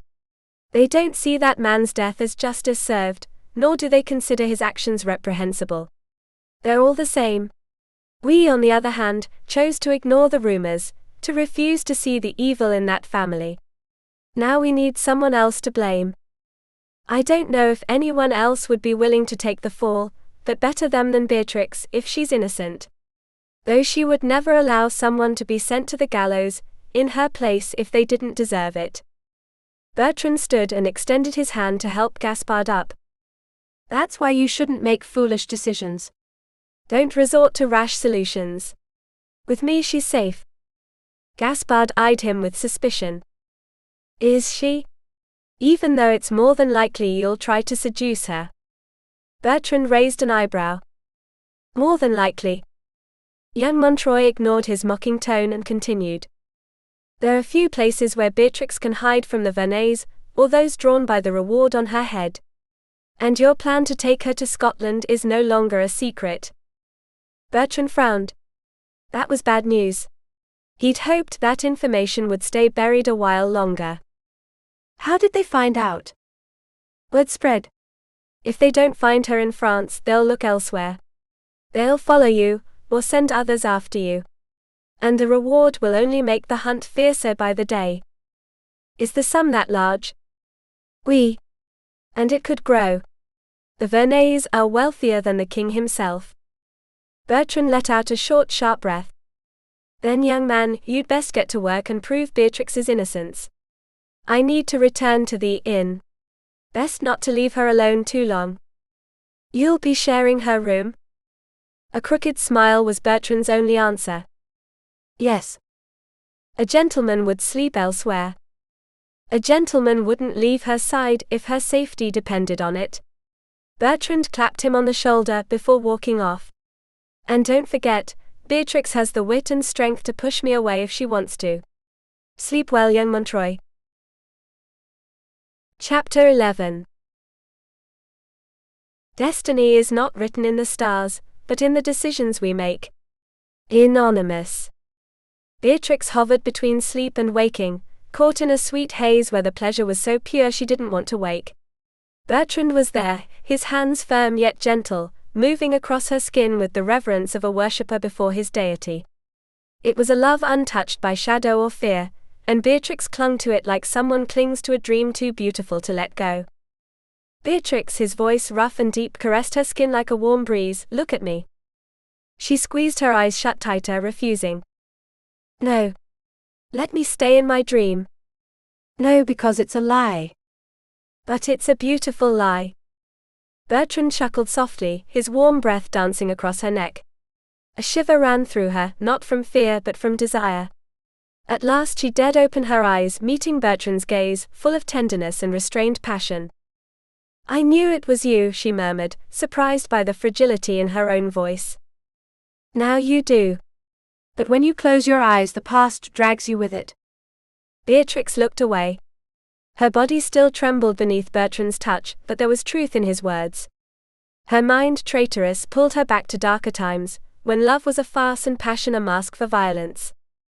Keeping my eyes open might restore my modesty, she whispered, almost smiling.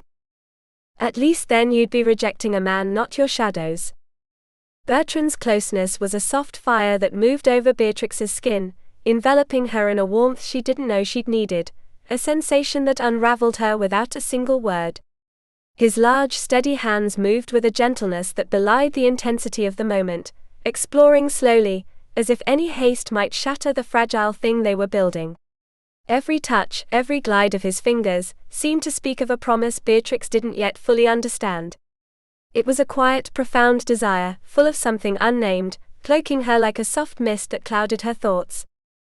Bertrand's breath, warm and steady, brushed her skin so closely that Beatrix thought their hearts beat as one, as if the whole universe had paused to witness what was unfolding between them. When his lips found hers for the first time, a rush of sensation surged inside her. It was a kiss that asked for no permission but did not intrude. A kiss that spoke of longing but also of respect, something deeper than the mere contact of flesh. Beatrix felt her world unravel piece by piece, her thoughts dissolving under the pressure of his lips. The feeling was new, almost frightening. She couldn't remember the last time someone had touched her like this, with such care, and yet with an urgency that made her tremble. Her body surrendered on its own, as though it could no longer resist what her soul had secretly yearned for, too afraid to admit it before. And yet, just as her body was about to betray the last trace of resistance she still held, Bertrand pulled away. The movement was slow, deliberate, as if he too were wrestling with something greater than himself. He didn't claim her. There was no greed or rush in his actions, only a pause, a breath. He held her for a moment with the same softness he'd touched her with, then, as if venerating something as fragile as her soul, he kissed her forehead with a reverence that left Beatrix speechless. She looked at him, bewildered, her chest rising and falling with the quick breath of newly awakened desire, and a tremor laced her voice as her lips formed the question she couldn't hold back. Why, she murmured, her voice shaking as if each word cost more than it should. Her eyes searched his, trying to understand the gesture that had left her so confused, so hollow of answers. Why did you stop? Bertrand gave her a crooked smile, brushing her cheek with the back of his fingers. Because this was for you, Beatrix. So you'd know what you can feel without fear, without the weight of the past. When the time comes, I want it to be because you want it, not because you've given up. She stared at him for a long time, trying to understand. No man had ever granted her a choice. In her world, a woman's will was a whim to be ignored. But Bertrand, he was different. Her response was suspended in the air, when a loud knock echoed at the door. It's Gaspard, came a voice from the other side. Open up. Bertrand muttered a curse and sprang to his feet, grabbing his sword before approaching the door. Beatrix also stood quickly, her heart pounding with fresh unease. You've picked a hell of a moment to knock, Gaspard, Bertrand growled, opening the door just a crack. If I'd waited, I'd have found you dead, the young man shot back urgently. The Verneuils are on their way. Some idiot at the tavern figured out who you are, and ran off to sell the information. A cold knot formed in Beatrix's stomach. Bertrand clenched his jaw and began dressing with swift efficiency. Are the horses ready? He asked sharply. Yes, Gaspard replied, casting a worried glance at Beatrix. Are you all right, cousin? The weight of his belated concern turned her stomach. Not when they had forced her into a nightmare of a marriage. Not when she had begged for help that never came. She heard the tension in his voice. It was a question loaded with meanings, a veiled doubt that stirred memories she would rather leave buried. She frowned and lifted her chin. I'm fine, she replied, her tone cutting. We should be more concerned about the enemies nearly upon us. Gaspard nodded, though his expression remained grim. Beatrix barely had time to say goodbye before Bertrand took her by the arm and led her out of the inn. The town was just beginning to stir, but danger loomed over them like a storm. As the first rays of sunlight touched the sky, they reached the stables. Relief loosened Beatrix's muscles when Bertrand helped her into the saddle. As they rode out into the cold morning air, Beatrix had just enough time to grip the reins before Bertrand gave her horse a firm slap on the flank, sending it into a gallop. Behind her, she heard the warning cries of the men chasing them. "Gaspard's not following us," she said quietly as she steadied the reins. "Not at the same time and not in the same direction," Bertrand shot her a warning glance. The rising clamor of voices in the distance made her skin crawl. "Go." A sharp strike to her horse's hindquarters launched her forward. Behind her, a shout confirmed her worst fear: they'd been spotted. Beatrix pressed her knees to the animal's sides and leaned forward, urging the gallop to stay close to Bertrand.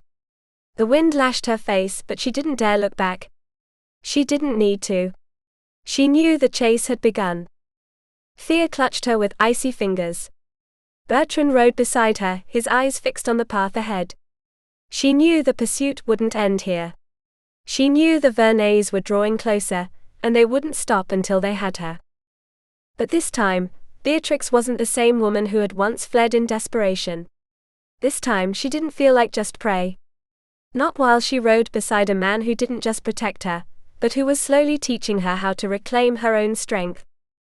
Beatrix had always been a woman of sharp instinct, with a will that in other times had carried her through even the darkest nights. But now, after everything she had endured, she no longer trusted her own strength, as if it were a weapon she no longer knew how to wield. She had survived betrayal, the slander that had turned her into a ghost of herself, the relentless sting of others' judgment. She had fled, not only from those who condemned her but from the shadow of herself, from the insidious guilt that made her believe her fate was written in the ink of misfortune. And yet, life kept calling to her. Not subtly, not with gentleness, but with the force of a storm. Her pull toward Bertrand was proof of that.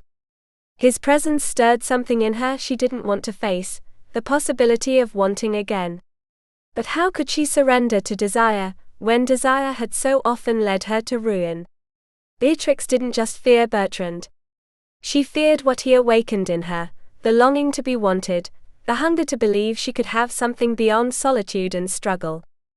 She had been shaped by distrust, because the world had taught her never to let down her guard. But hadn't that same world also shown her that true strength didn't lie in hardening, but in daring to move forward even with fear clinging to her like a second skin? That love wasn't surrender, it was a choice. Perhaps Beatrix's greatest challenge wasn't resisting Bertrand, but allowing herself the possibility of a future different from the one she had come to accept as hers. One in which she wasn't just a woman marked by disgrace, but a woman capable of reinventing herself, of defying the fate others had written for her. Of discovering that, after all the pain, she still had the right to dream. Chapter 12.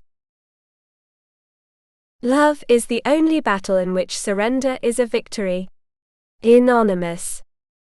Bertrand felt the chill run down his spine, before he even understood what had set him on edge. His instincts rarely failed him, and this time they warned him with a persistence he couldn't ignore. Yet there was no sign of movement around him, no sound to betray the presence of nearby enemies. Only the breeze stirring the undergrowth, only the night stretching its cloak over them. It was then he realized the source of his unease was none other than Beatrix. For a moment, he hesitated. He knew how much she valued the rare fragments of privacy their flight allowed, and if he rushed in without cause, he would only shatter that fleeting respite. But the choice was taken from him, when a muffled cry tore through the silence of the woods. Without a second thought he sprinted toward the thicket, moving quickly but silently. What he found froze the blood in his veins. A tall man stood over Beatrix, sword drawn, ready to deliver the fatal blow. She sat on the ground, looking up at him like a cornered wild animal, her expression betraying the effort it took to remain calm. Bertrand held back the instinct to charge. One wrong move, and the bastard could kill her before he had the chance to stop him. His heart pounded as he watched, calculated, waited for the right moment. "Are you going to kill me here and now, or do you plan to take me prisoner so someone else can finish the job for you?" Beatrix asked, her voice steady despite the threat looming over her. The stranger let out a harsh, humorless laugh. "It'll be easier to keep you still if you're dead." "How brave of you, raising a sword against an unarmed woman," she replied, her icy tone only fanning the man's cruelty. "You're a murderous whore," he spat. "Better a quick stab than a pathetic end swinging from a rope, kicking in the air until the noose steals your last breath." Beatrix suppressed the shiver that ran through her. She would not give him the satisfaction of seeing her afraid. "I'd rather not die at all." "I couldn't care less," he shrugged, completely devoid of remorse. "All I know is the Verneuil pay well." "I have money too," Beatrix tried, grasping at any chance, any crack through which she might survive. The mercenary laughed, cruel and mocking. "No one has more gold than the Verneuil." He stepped closer, the tip of his sword aiming for Beatrix's heart. She backed away, her mind racing for a strategy, a miracle. She braced herself to dodge, even knowing escape was impossible. Then suddenly the man froze. His eyes widened with shock and horror, a strangled grunt escaping his lips. A second later he dropped to his knees, then fell heavily to the ground, revealing Bertrand behind him, his sword dripping fresh blood. Beatrix let out a gasp, her entire body rigid with fear and adrenaline. With trembling hands she rose, her eyes locked on the dead man at her feet. Bertrand wiped his blade on the man's tunic before looking up at her. "I was trying to convince him not to kill me," Beatrix murmured, her breath coming in sharp, uneven gulps. Bertrand stepped closer, his hand settling on her back with a calming touch. "And how likely were you to succeed?" "Not at all," she admitted in a whisper.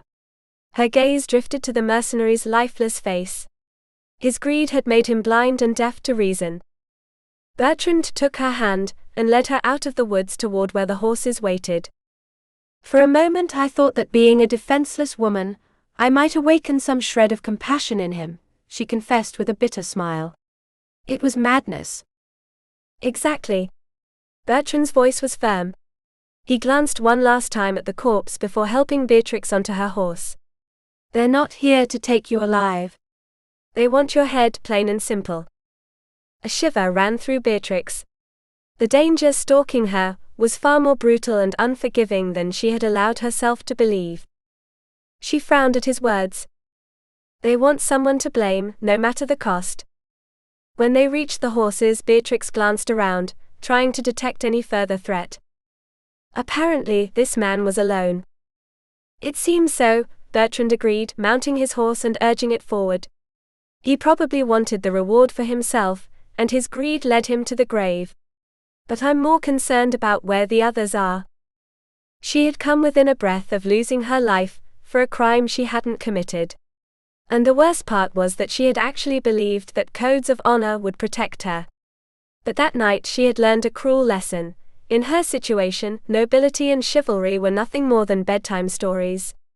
Those hunting her wouldn't hesitate to kill her without a second thought. As they rode, her mind worked feverishly, trying to find a way out of a fate that seemed sealed. But for the first time in a long while, when she looked at Bertrand, she found in him an anchor. A reason to keep going. She wasn't alone. And for now, that was enough. As she followed Bertrand through the forest, she realized she needed to believe in something more. And maybe, just maybe, when it was all over, she could go home again.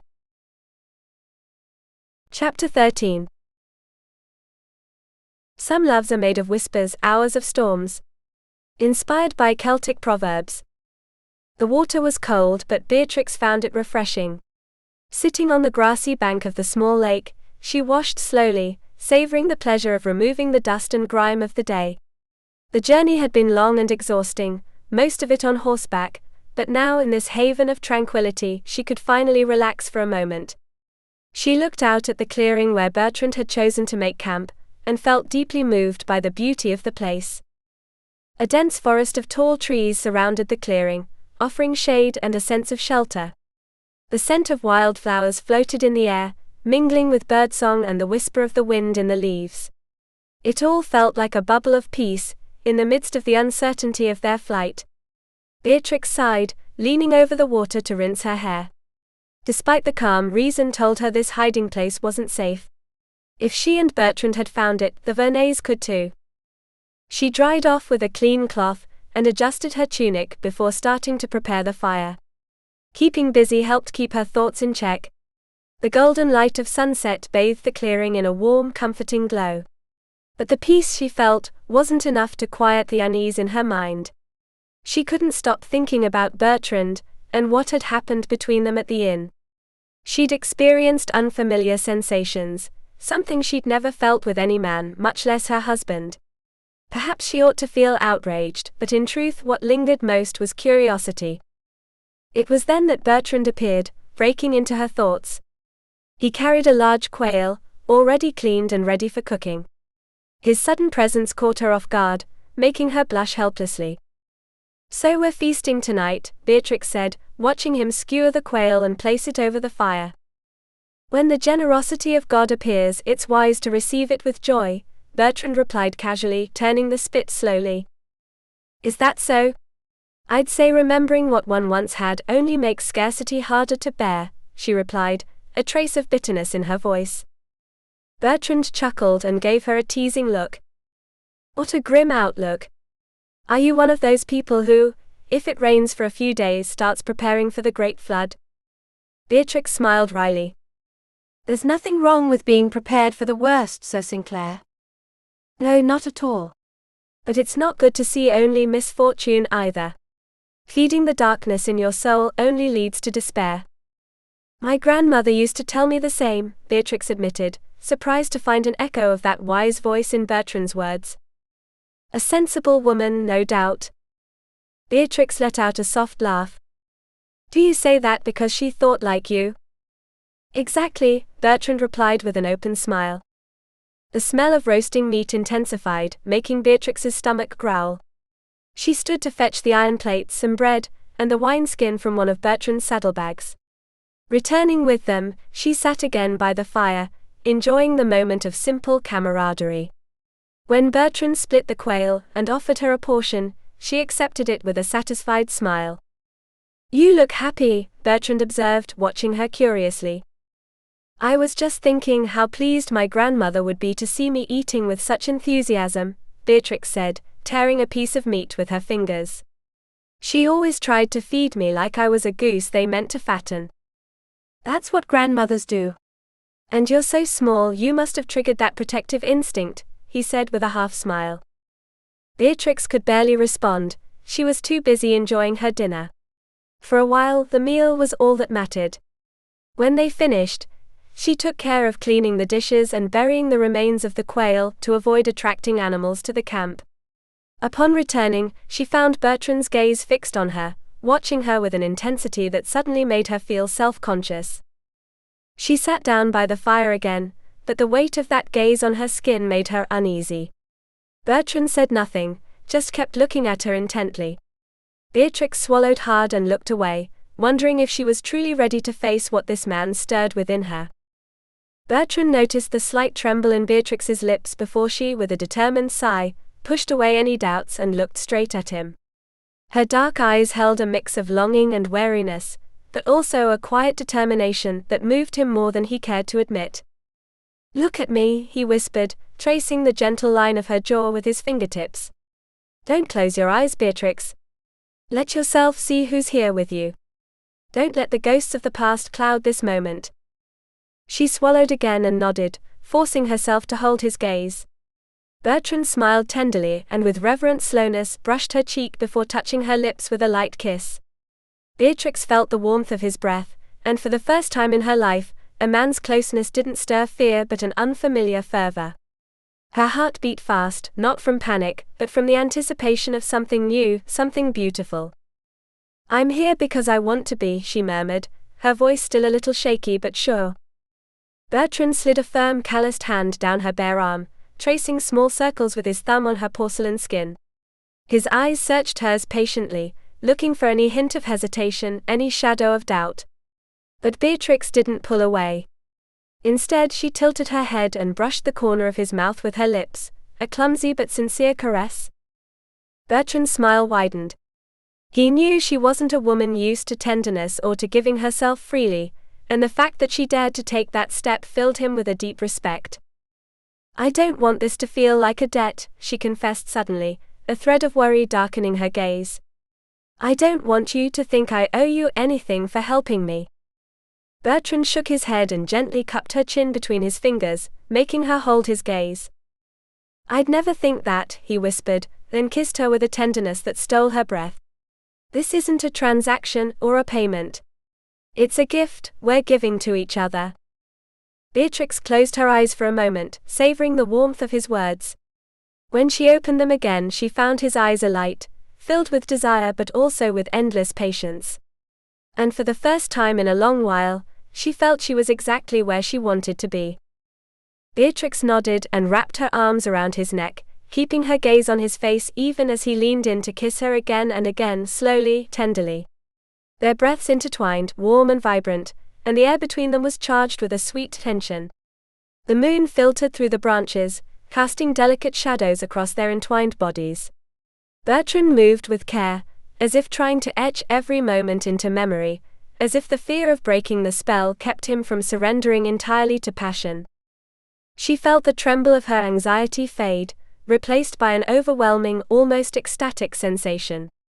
Her body responded naturally to their union, recognizing in Bertrand's touch a silent promise, an unspoken vow of protection and devotion. Every movement, every whisper, seemed to trace a new fragment of their story, one where desire was no longer tainted by doubt. Suddenly, a wave of intoxicating sensations swept through her, catching her off guard. She clung to him, hands gripping his shoulders, as if needing to anchor herself to the emotion that threatened to consume her. Bertrand murmured something in her ear, words wrapped in ragged breaths, and the warmth in his voice pushed her beyond any restraint. Her name escaped her lips in a muffled moan, as everything within her shattered, and came back together in a blaze of ecstasy. The world around them vanished, reduced to a single point of contact, a single heartbeat, a single shared breath. Slowly Bertrand let himself fall beside her, his chest rising and falling rhythmically, still caught in the fever of love. Beatrix closed her eyes for a moment, feeling exhausted but content, wrapped in a peace she had never known. You're kind of heavy, she whispered in Bertrand's ear, her voice laced with a smile that could almost be heard. He shifted slightly, turning on his side to look at her, his expression still tinged with awe. Are you all right, Beatrix? He asked, his voice carrying more than just simple concern. She opened her eyes and looked at him, surprised to feel both utterly spent and incredibly alive. I'm perfectly fine, Sir Bertrand. He chuckled softly, shaking his head with gentle affection. Don't you think you can drop the sir by now? Beatrix smiled, feeling the warmth of his closeness wrap her in a new kind of serenity. Then I'm wonderful, just Bertrand. He laughed again, but the sound faded into the stillness of the night as he noticed she had already fallen asleep, lulled by the warmth of his body. With a gentle motion he pulled the blanket over her and held her close, allowing himself to forget the outside world, the worries, the danger that still lingered. In that moment, the only thing that mattered was Beatrix's slow, steady breathing beside him. Though the desire still burned within him, he knew the right thing was to let her rest. He had been the man who shattered her fears, who guided her to discover passion, but more than that, he was the man she had chosen freely and without doubt. And that thought, more than any certainty, warmed his heart. Still, as sleep began to take him, a faint sting of guilt crept into his thoughts. He didn't know what tomorrow would bring, or if the future would grant him the luxury of building something real with Beatrix. She had said she didn't want solemn promises, and yet Bertrand couldn't help but feel she deserved far more than what he was offering. She deserved everything. He closed his eyes and decided they would stay in the clearing a little longer, at least a day or two. He had managed to throw the Verneuil men off their trail, just enough to afford them a brief respite. Maybe in the calm of nature and the stillness of their refuge, he would find the answer he sought. Beatrix deserved at least that, for him to understand his own feelings, to figure out whether what he felt for her was merely desire or something deeper. And with that thought he surrendered to sleep, with Beatrix in his arms, as if he could protect her even in his dreams. Chapter 14. It is not blood that makes us brave, but the heart that beats for another. Anonymous.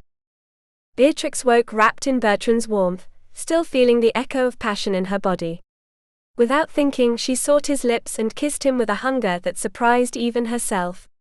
Bertrand responded tenderly at first, but desire soon took over, and their bodies joined again with the same passionate abandon. As she moved with him in that delicious rhythm, Beatrix felt all her reservations melt away. Her hands clung to Bertrand's back, pulling him closer without shame or restraint. There was only him, the way her body responded to his, the way her pleasure mirrored itself in every whisper that escaped his lips. When the wave of ecstasy enveloped her, she surrendered fully, calling his name without hesitation. Only after it had all passed, and their breathing returned to normal, did a shadow of unease cloud her thoughts. As Bertrand gently pulled away and lay beside her, a pang of doubt settled in her chest. "Do you regret it?" he asked softly, noticing the faraway look on her face. Beatrix hesitated for a moment before answering. "No, but a certain bitterness clings to me." "Haven't you moved past it?" "I will. At first, I could justify my actions by telling myself I just wanted to experience passion and conquer my fears. But now, I know I do this because I like it too much. And that makes me feel light. As if I were behaving without honor." Bertrand let out a low, playful laugh. "I'd say you've behaved marvelously." Beatrix gave him a light smack on the arm, feigning indignation. "It's a serious matter, for a woman. You should treat it with respect." He looked at her with a mischievous glint in his eye, but then his expression softened. "I don't fear you'll turn on me and accuse me of what's happened. I wouldn't. And I wouldn't need to. I take responsibility for my choices. You're an honest and sensible woman." "That can be said of many women." Bertrand watched her for a moment, before lifting a hand and gently brushing his fingertips over the small worry lines between her brows. "What is it that truly troubles you?" "The rules I'm breaking." "No more than many others before you. And many after." "That doesn't make it right." "No. But it doesn't make you the worst of sinners either." Beatrix sighed, gazing at the makeshift ceiling of their shelter. "I'll get over this attack of conscience. I keep reminding myself that I'll be judged for my past no matter what I do. My reputation is already stained. But now and then it still haunts me." Bertrand gave her a crooked smile. "I'm overwhelmed by your humility." Beatrix tried to glare at him, but couldn't help letting out a small laugh. "You're shameless." "Quite possibly." Beatrix sat up and noticed the sun was already high. "We're late." "We'll leave later than usual today." "We're not leaving at all today." "What do you mean?" "We're taking a day to rest." Beatrix raised an eyebrow, skeptical. "And the Verneuil men? Will they be resting too?" "Probably not. But they're not nearby." "Are you sure?" Bertrand smiled with confidence. "As sure as I can be without tracking them. We're close to the port. I suspect they're waiting for us there, not here. But just to be safe, I'll set a few traps in the woods. If they approach, we'll know." Beatrix watched him as he walked off into the trees. She sighed, still finding it hard to fully surrender to calm after so long on the run.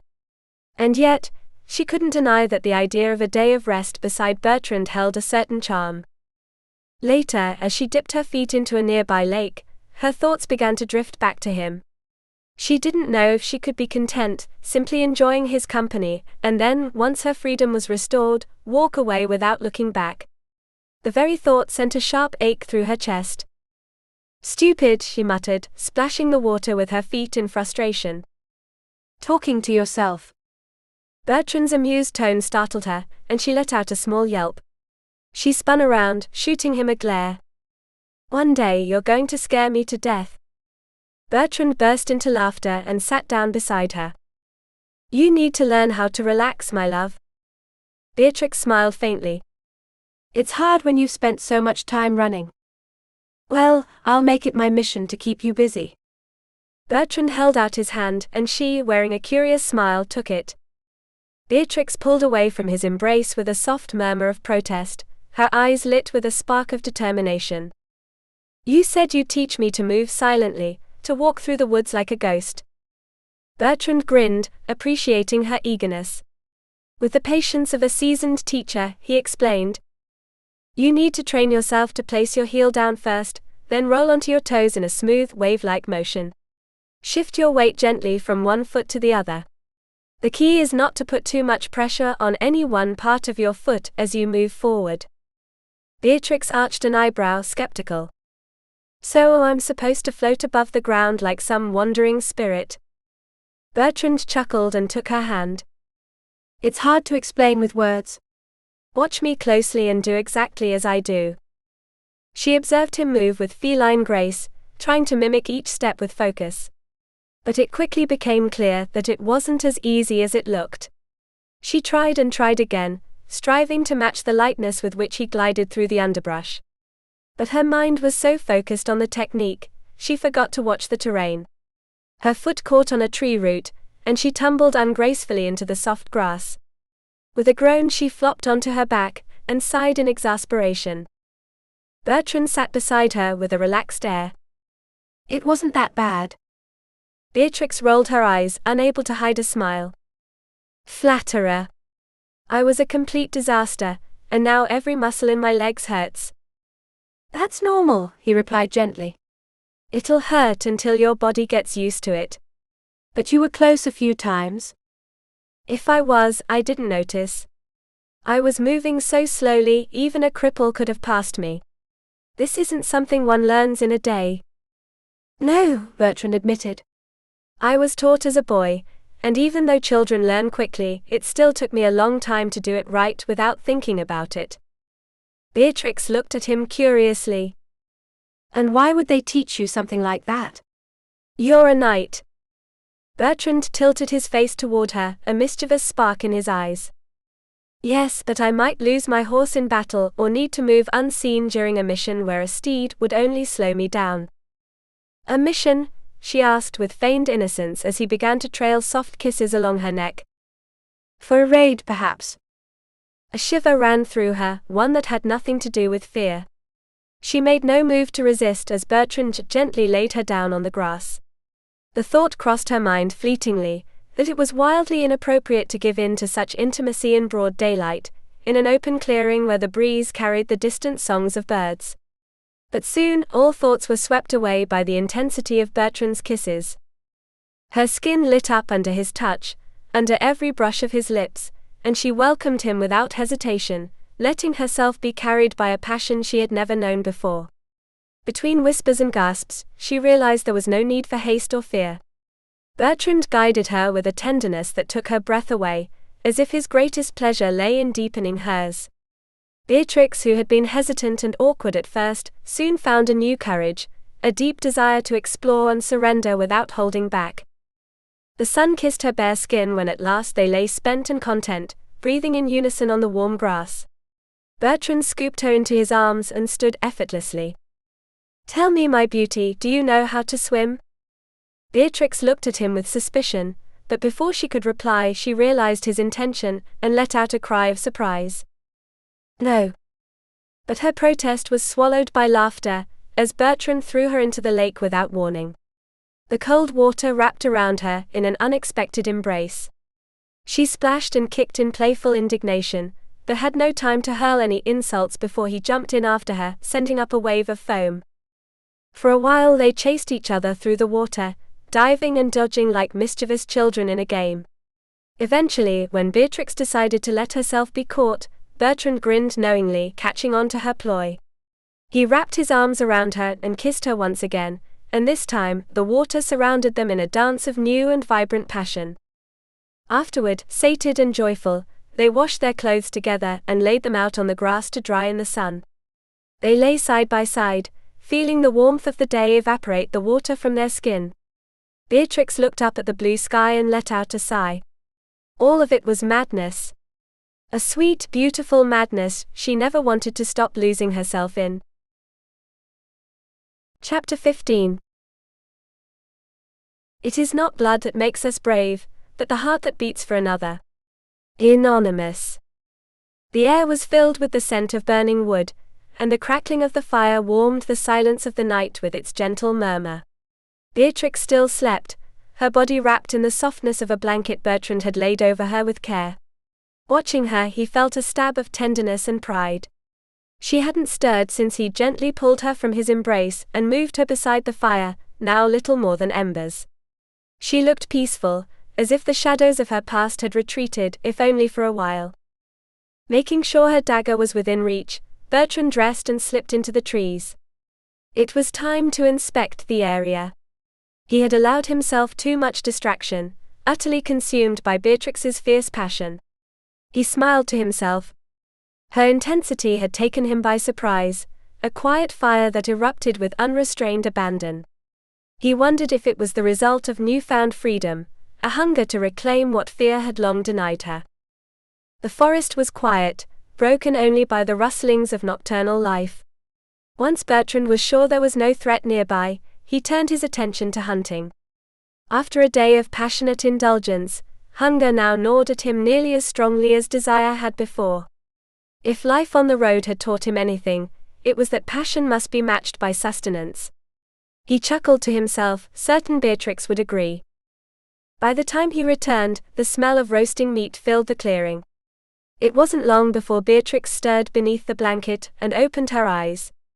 Her stomach gave a loud growl, and Bertrand laughed aloud. She shot him a murderous glare, as she clumsily tried to dress beneath the blanket. "Your relentless cheerfulness is going to drive me to despair," she muttered, sitting up with mock dignity. "It's only hunger stealing your joy," Bertrand replied as he skillfully carved the meat and handed her a portion. Beatrix grumbled a reply but didn't press the point. Instead, she dove into the food with the same eagerness Bertrand showed.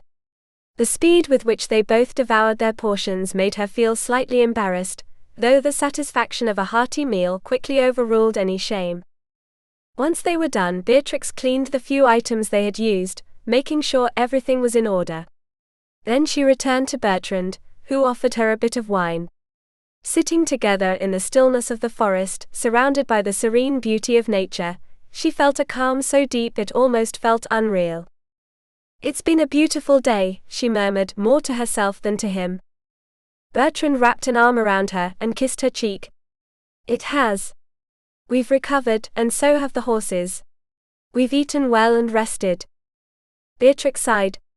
"Which means tomorrow we ride hard again." "I'm afraid so, sweetheart. We can't stay in one place for long." "At least we have clean, dry clothes," she said, trying to find the bright side. "Yes, and it's only when you lose something so simple that you learn to value it," he replied with a crooked smile. "I also miss a proper bed. It's been far too long since I've slept between soft pillows." Beatrix laughed softly. "I miss a comfortable bed, too." Bertrand leaned in and whispered in her ear, "In Torrenmore, they're especially comfortable." "I can't wait to get there," she confessed with a sigh. "And quite spacious," he added mischievously. She let out a joyful laugh, as he gently pushed her back onto the blanket.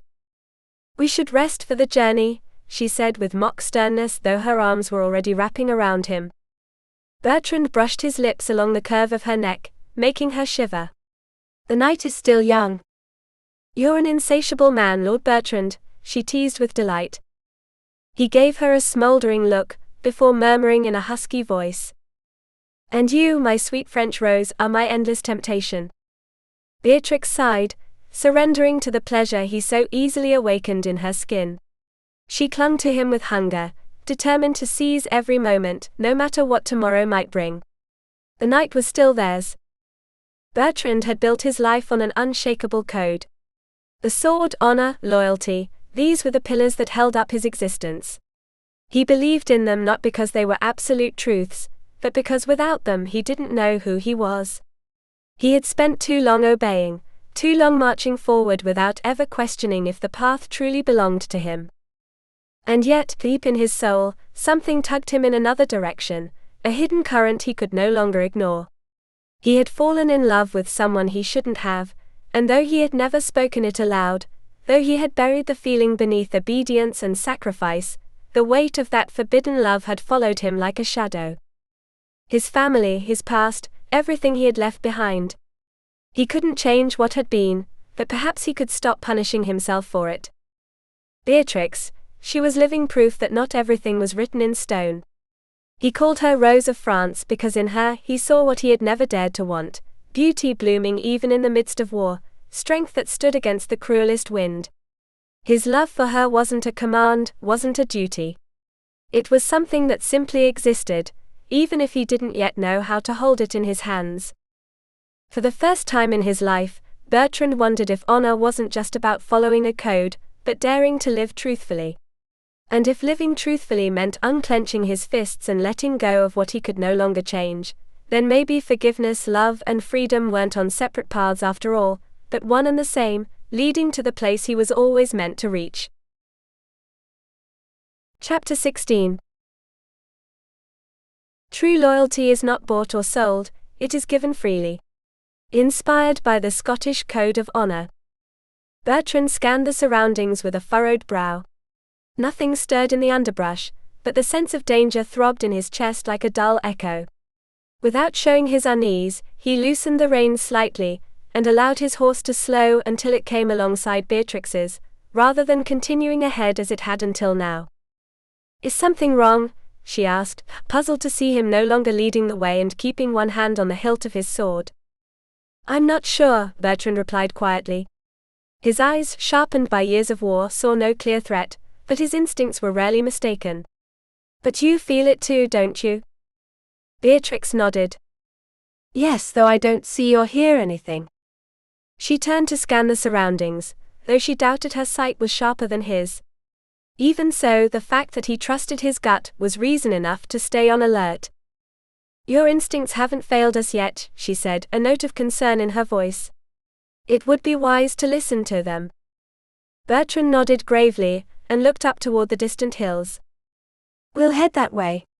From there we'll have a better view, and if needed, a way to disappear into the brush." They had barely urged their horses forward when 6 riders burst from the trees. The thunder of hooves shook the forest floor, and their shouts confirmed what Beatrix's heart had already begun to fear: they were Verneuil men. But this time they weren't just armed with swords. 2 of them carried bows, and judging by their posture, they were skilled at shooting from horseback. A fresh chill ran down Beatrix's spine. "Bertrand, they have archers," she managed to warn, but before the words had fully left her lips, an arrow whistled past her head. She ducked instinctively, and let out a cry of alarm. Bertrand cursed and leaned low over his horse's neck. The situation was rapidly becoming more dangerous than anything they had faced so far. The chase was no longer a test of endurance, it was a ruthless hunt. If the Verneuil already knew of their escape, they must also know Beatrix wasn't alone, and that her destination was the coast. Which could only mean one thing: they wouldn't let her reach it alive. The hills were their only hope. They couldn't outrun their pursuers, but they could outsmart them. Bertrand glanced at his bow, and the quiver strapped to his saddle. With high ground and a bit of luck, he could fight back. The forest grew denser, low branches and deep shadows swallowing them as they rode. Beatrix felt a flicker of relief as they reached the grove before the others. Arrows were still a threat, but the thick woods might buy them enough time to vanish. Bertrand signaled for her to stay close. They dismounted as soon as the terrain grew too rough to ride. Bertrand led the way, weaving between rocks and wind-twisted trees until he found a spot to hide. He tied the horses quickly and returned to Beatrix, taking her hand to guide her higher, where they could get a better vantage point. The firm, determined gesture told her he already had a plan. They crouched behind a large boulder. Bertrand readied an arrow and peeked over the edge. Below, the riders had reached the forest's edge, and were scanning the area. He already knew who he had to take down first. "Can you take them all?" Beatrix whispered. "No," Bertrand admitted grimly, eyes locked on his target. "But if I bring down the archers, the rest might scatter." He drew the bow with practiced ease and fired. A cry of pain rang out in the clearing. "One down," he muttered, already knocking another arrow. The second shot flew true. Another scream, followed by a string of curses. One of the men turned his horse and fled without looking back. Coward, Beatrix muttered with disdain. Bertrand fired a third arrow. Another enemy dropped.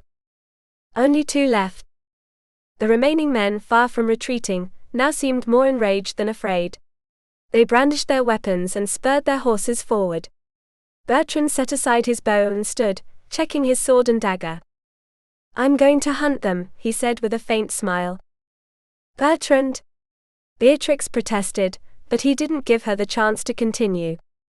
He leaned in, stole a quick kiss and murmured, "Stay here, sweetness. Keep your dagger close. I don't think you'll need it, but better to be ready." Beatrix watched him go, her heart tight with worry.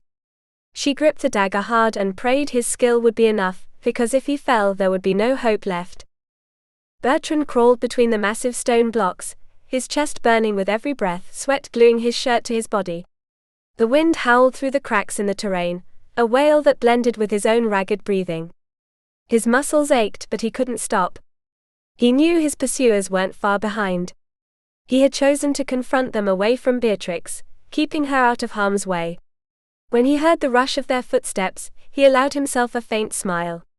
Their fury made them reckless, and that would work in his favor.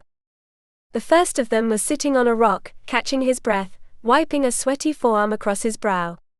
Bertrand, seeing him so exposed, felt a flicker of guilt, but that moment of hesitation betrayed him. He slipped slightly on some damp moss, and though the sound was faint, it was enough. The man spun around in alarm, but Bertrand already had his sword drawn. That split second of surprise was all he needed. Steel clashed in a brief and brutal burst until Bertrand's blade found its mark. His enemy collapsed with a muffled cry, but the echo of his voice rang out, shattering the silence. Bertrand barely had time to step away from the body, before hearing another man rushing in. He moved swiftly, positioning himself to intercept. When he finally caught sight of the next opponent, he knew this fight would be harder. The man was short and stocky, sword already in hand, eyes alert. Bertrand waited patiently, choosing a more difficult spot in the terrain to stage his attack. "Ah, the Scottish bastard running off with the murderess," the man bellowed in French, his breath heavy but his stance steady. His boots shifted on the rock, seeking leverage. "Where's the whore?" he spat, jaw clenched tight. Bertrand's expression didn't change, but his grip on the sword tightened. "Somewhere you'll never find her," he said calmly. The man barked a harsh laugh. "Don't try to fool me. You want the reward for yourself." "Wouldn't you?" Bertrand replied, voice steady but edged with steel. Beatrix, hidden behind a nearby rock, felt a chill run down her spine. Her mind raced, caught between the distrust she had always felt toward Bertrand and the bond that, despite everything, had begun to form between them. Could she trust him? Or was he playing a double game, keeping her in the dark while he pursued his own ends? The echoes of his voice lingered in her ears, calm but cutting. She didn't know if her feelings for him stemmed from the necessity of mutual survival, or something deeper, something urging her to believe in him despite her doubts. From her hiding place, she watched as the man lunged at Bertrand. The fight was brutal. Blades clashed with raw force, their battle ringing off the stones. Beatrix couldn't look away, her hand clenched tightly around the hilt of her dagger. Conflicted as she was, she wouldn't let Bertrand fall. When he finally struck down his opponent, she let out a shaky breath. But her relief was short-lived. A furtive movement behind Bertrand made her sit up with a jolt. "Behind you," she shouted, no longer caring if she gave herself away. Bertrand spun just in time to block the treacherous blow. "So the coward returns," he said with scorn, regaining his balance. "Not cowardly, clever," his attacker replied with a sly grin. "Clever? To die here?" Bertrand raised an eyebrow, breath ragged. "To claim the reward for myself," the man sneered, eyes gleaming with greed. The fight resumed. This time Bertrand moved more cautiously, but so did his opponent. Every strike was measured, every step calculated. Fatigue and the uneven ground began to take their toll. One misstep, one slip, and Bertrand fell onto his back, his sword knocked from his hand. The Verneuil man loomed over him, sword poised to pierce his heart. "You chose the wrong cause to die for," he said mockingly. Bertrand met his gaze with unflinching defiance. The wrong cause is yours, he said, voice steady despite the desperation. The enemy raised his sword, but then he froze.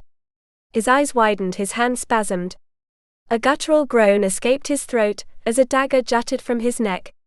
Beatrix stood a short distance away, rigid, her arm still extended from the precise throw. The man dropped to his knees, then collapsed, life spilling out in a pool of blood. Bertrand rose slowly, one hand pressed to his wounded side. "Nice throw, girl," he said with a weary smile. Beatrix's gaze was fixed on the corpse. "I was aiming for his arm," she whispered. Bertrand let out a low chuckle. "Hell of an aim, then." But the laughter faded, as he felt the warmth of his own blood seeping through his fingers. Beatrix rushed to his side, worry written all over her face. "The wound needs to be treated," she said, trying to keep her voice steady. Bertrand nodded with a grimace. "You need to find shelter," she continued, a growing determination in her tone. "And rest. You won't be able to move much until it heals." He hesitated, then nodded again. "There's a cave nearby. I took shelter there the first time I came to France." Beatrix helped him to his feet, holding him carefully. Before they left, Bertrand looked at her seriously. "You'll have to go back for the horses, and take care of the bodies. We can't leave a trail. Take everything useful, and let nature handle the rest." Beatrix swallowed hard, the weight of the responsibility crashing down on her. A knot twisted in her stomach, and for a moment she faltered, but then she steadied herself. It was time to stop being a bystander, and become something more. "I'll do it," she whispered, her voice trembling but resolute. And with that silent vow, they disappeared into the night. Chapter 17. A man's sword is his strength, but his word is his soul. Celtic proverb. Beatrix woke with a jolt, her heart pounding uncontrollably in her chest. The dimness of the cave wrapped around her, but a nearby presence unsettled her before she could fully orient herself. Her eyes, still heavy with exhaustion, settled on Bertrand. He was sitting up, staring at her with an expression that made her blood run cold. His glazed eyes reflected more than the fever consuming him. In his gaze burned a resentment that startled her. "Why are you here?" Bertrand's voice was hoarse, laced with a bitterness Beatrix didn't immediately understand. She tried to approach him, gently touching his cheek. His skin burned, soaked in feverish sweat. "You shouldn't be here," he insisted in a rough whisper. Suddenly, he grabbed her by the shoulders with unexpected strength for someone so weakened, and shook her. "You're the reason I fled my home, the reason I left Scotland. Don't you have anything better to do than keep tormenting me?" Beatrix broke free from his grasp with a quick, fearful motion. Exhausted, Bertrand collapsed once more onto the makeshift bed, muttering curses under his breath as if speaking to a ghost conjured by his delirium. Beatrix hurried to get a damp cloth, and began to cool his forehead. Only then, as she listened to his incoherent murmurs, did she understand the essence of his words. He was speaking of a woman. The weight of that realization settled over her chest like a stone. Bertrand was still haunted by a ghost from his past, by a woman he had left behind but who still held his heart. Beatrix felt a bitter sting inside her, a hope she hadn't even dared to acknowledge crumbling in her chest. She had begun to dream, if only timidly, of the possibility of something more between them. But now she understood with cruel clarity. The shadow of another woman still loomed over Bertrand, and there was no way to fight an untouchable memory. For a moment, she told herself that once he recovered, she would put an end to the wild passion that bound them. She didn't want to be just a fleeting comfort to him. But then she sighed, accepting her own weakness. She didn't want to give up the pleasure she found in his arms, and a faint hope still lingered that with time something more could blossom between them. Still, she dared not think too much about it. Deep down, she knew they were both using each other. He gave her protection, security, and had shown her the sweetness of desire. But she also knew that sooner or later, she would have to face her own feelings. If he lost the battle for his life, what she felt for him would be meaningless. What mattered now was survival, reclaiming her freedom and her honor. And so when she rose to tend to the horses, she whispered a silent prayer, asking herself for the strength to face the truth when the time came. Beatrix woke again shortly after. She didn't know what had pulled her from sleep, but a sudden wave of anxiety washed over her. Beside her, Bertrand was breathing steadily.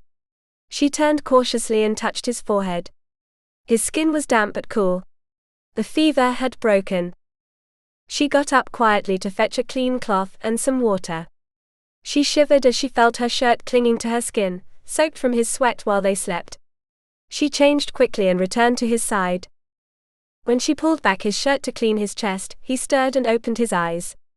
His gaze, now clear and calm, rested on her. "Did I rave?" he asked in a hoarse voice. "A little," she replied gently, offering him a sip of water. "I suppose the fever came because you didn't tend to my wound quickly enough." "I did the best I could," Beatrix answered as she changed his bandage with steady hands. "What matters now is that you rest and recover." "But we're wasting time here," he said, squinting in pain. "We've been here 3 days and no one has found us," she said calmly. "I'm not leaving until you're strong enough to ride, without the fever coming back." Bertrand grunted, unable to argue. Beatrix watched him closely and with a tender gesture, dabbed his forehead with the cloth. "I took precautions," she said quietly as if to reassure him. "I erased our tracks, buried the horses' droppings and covered the attackers' bodies with stones and wood." Bertrand looked at her with something like admiration. "You did well. That'll keep them hidden and ward off scavengers. We must be cautious, but your recovery comes first. As soon as you can ride, we'll leave." Bertrand gave her a faint smile. "And you'll make sure I follow that plan, won't you?" "Of course, Sir Sinclair." His brief sincere laugh warmed her heart. When he finally drifted to sleep, Beatrix sighed with relief. The hope that Bertrand would recover was beginning to take root within her. Beatrix waited patiently until Bertrand drifted back into a deep sleep. For 2 days now the fever had left him completely, and there was no longer a need to watch over him without pause. Each time he woke, she made sure he drank plenty of water or wine and forced him to eat, even if it was just a few bites of hard bread. Now his appetite was beginning to return, and that was a good sign. But with his recovery came a new problem: they were running out of provisions. There was nothing edible in the surroundings. Beatrix didn't know how to hunt, and had exhausted all sources of wild food. The only option was to ride down to the nearest village and buy what they needed. She knew Bertrand would be furious if he found out she planned to go alone, but she couldn't let his stubbornness doom them to starvation. With quiet resolve, she took the reins of her horse and slipped away from the cave, glancing back one last time to be sure he was still asleep. The village market was bustling, and though she tried to blend in, she quickly realized her disguise fooled few. As she entered the bakery, a chill ran down her spine at the baker's inquisitive gaze. 3 loaves, please, she said firmly. The man, broad-shouldered and sweat-streaked, crossed his arms over his chest. "Who do you think you're fooling, girl?" Beatrix fought to remain calm, and adopted a sorrowful expression. "I'm not trying to fool you, kind sir. I'm an orphan. My only relative is a cousin, traveling to join the army against the English. I dress this way for safety until we find a convent that will take me in." The baker seemed to soften, and nodded with sympathy. "The nuns do what they can, but they can't take in all the forsaken." "Your cousin ought to take better care of you." "I'll pass on your word, sir," Beatrix replied, quickly grabbing the loaves and hurrying out. She completed the rest of her purchases with the same caution, aware that everyone seemed to see through her. When she finally left the village, a wave of relief washed over her. But her joy vanished when she spotted a group of armed men approaching the town. Soldiers from the house of Verneuil. Swallowing her panic, she kept a steady trot and took the forest path, careful not to look suspicious. From a hiding spot in the underbrush, she watched them. They argued among themselves, glancing toward the woods as if sensing her presence, but eventually moved on. Only when she was certain they weren't following her, did she resume her journey back to the cave. When she arrived, her heart lurched. Bertrand was standing sword in hand, pale as death. At the sight of her, his strength gave out, and he leaned against the rock, sliding down until he sat on the ground. "You've lost your mind," cried Beatrix, rushing to help him. "I could say the same to you," he growled, letting her guide him back inside the cave. As Beatrix examined his wound with trembling fingers, he explained in a breathless voice that when he woke and found her gone, he feared something had happened to her. When he saw her horse was missing, panic turned to despair. Unable to wait, he had tried to go after her even though he could barely stand. "Where have you been?" he demanded, his fevered gaze fixed on her. "Getting provisions. I don't know how to hunt, and we needed food." "You went to a village." "A small settlement to the west. Verneuil's men saw me, but only from a distance. They didn't recognize me." Bertrand closed his eyes in frustration. "What if someone mentions seeing you?" "They won't know who I am, or where I was going. Besides, they're looking for two fugitives, not a girl traveling alone." "We have to leave this place," he muttered, trying to sit up. Beatrix stopped him easily, pressing his chest gently. "You can't. You can barely stand, Bertrand. You need time to regain your strength. Now we have food, and soon you'll be strong enough to travel." Bertrand looked at her in silence. He hated to admit it, but he knew she was right. "Your disguise doesn't fool anyone, you know that?" Beatrix let out a soft laugh. She told him about her encounter with the baker, and for the first time in days he smiled. Maybe, she thought, the storm hadn't passed yet, but at least they were together to face it. Despite his worry, Bertrand gave her a fleeting smile. After eating and drinking, exhaustion overtook him again, and he slipped back into a deep sleep. Beatrix watched him rest and allowed herself for the first time in days a glimmer of hope. Chapter 18. When an oath is made with the heart, not even death can break it. Anonymous. Just as Beatrix was about to prepare for rest, a howl tore through the stillness of the night. Her blood ran cold instantly. "Wolves!" She froze, holding her breath as the echo of the howl stretched across the dark vastness of the forest. She knew what it meant. They had likely found the bodies at the foot of the hill. Her meager attempts to cover them with branches and dirt wouldn't be enough to mask the scent of dead flesh. For a moment her mind was trapped in fear, unable to move. Then, with a sudden surge of determination, she rushed to light a fire at the entrance of the cave. With quick but trembling hands, she gathered some of the wood she'd stacked, and arranged it into an improvised pyre. Sparks flew as she brought the flame close, and soon the fire roared to life, crackling in the darkness. She fed it more wood, making sure it burned strong. Then she took one of the swords she had salvaged from the corpses and sat by the fire, the blade resting on her lap, eyes fixed on the blackness of the forest. Weariness wrapped around her like a heavy cloak, but she couldn't give in to sleep. She knew the fire would keep the wolves at bay for a while, but if desperation drove them beyond their natural caution, she'd have to be ready. She cast one last longing glance at her makeshift bed, but didn't allow herself the weakness of lying down. The hours passed slowly, marked only by the crackle of wood and the distant rustle of wind through the trees. When night was on the verge of yielding to dawn, she saw them. At first, only fleeting shadows at the forest's edge. Then the firelight caught their hungry eyes. 5, 6, maybe more. Beatrix's breath grew shallow. Her hand tightened around the sword's hilt. In that moment, a faint murmur came from inside the cave. "Beatrix." Bertrand's voice weak, barely a whisper. "Sleep," she replied, not taking her eyes off the beasts lurking beyond the flames. "Are they close?"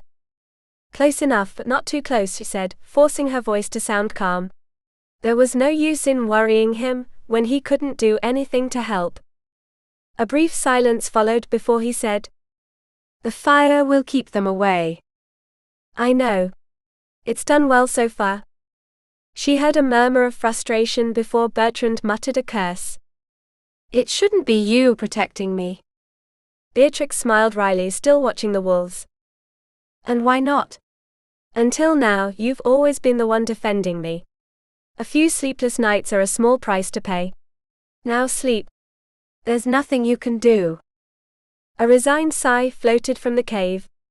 Bertrand didn't reply, but she knew he was giving in to exhaustion. The fever and the wound had weakened him too much to keep arguing. Beatrix exhaled in relief. She preferred that he didn't know just how serious the threat beyond the fire truly was. The standoff between her and the wolves continued in tense equilibrium. They waited. So did she. But dawn was near, and with the first light of day they would retreat. All she had to do was endure. The minutes stretched endlessly, but at last the wolves turned and disappeared into the trees. Only when the golden light of dawn lit the sky did Beatrix allow her body to relax. Every muscle was stiff from tension, every fiber of her being cried out for rest. She extinguished the fire and walked to the horses, soothing their trembling necks with gentle strokes. Then, with clumsy, exhausted hands, she washed her face before slipping beneath the blanket beside Bertrand.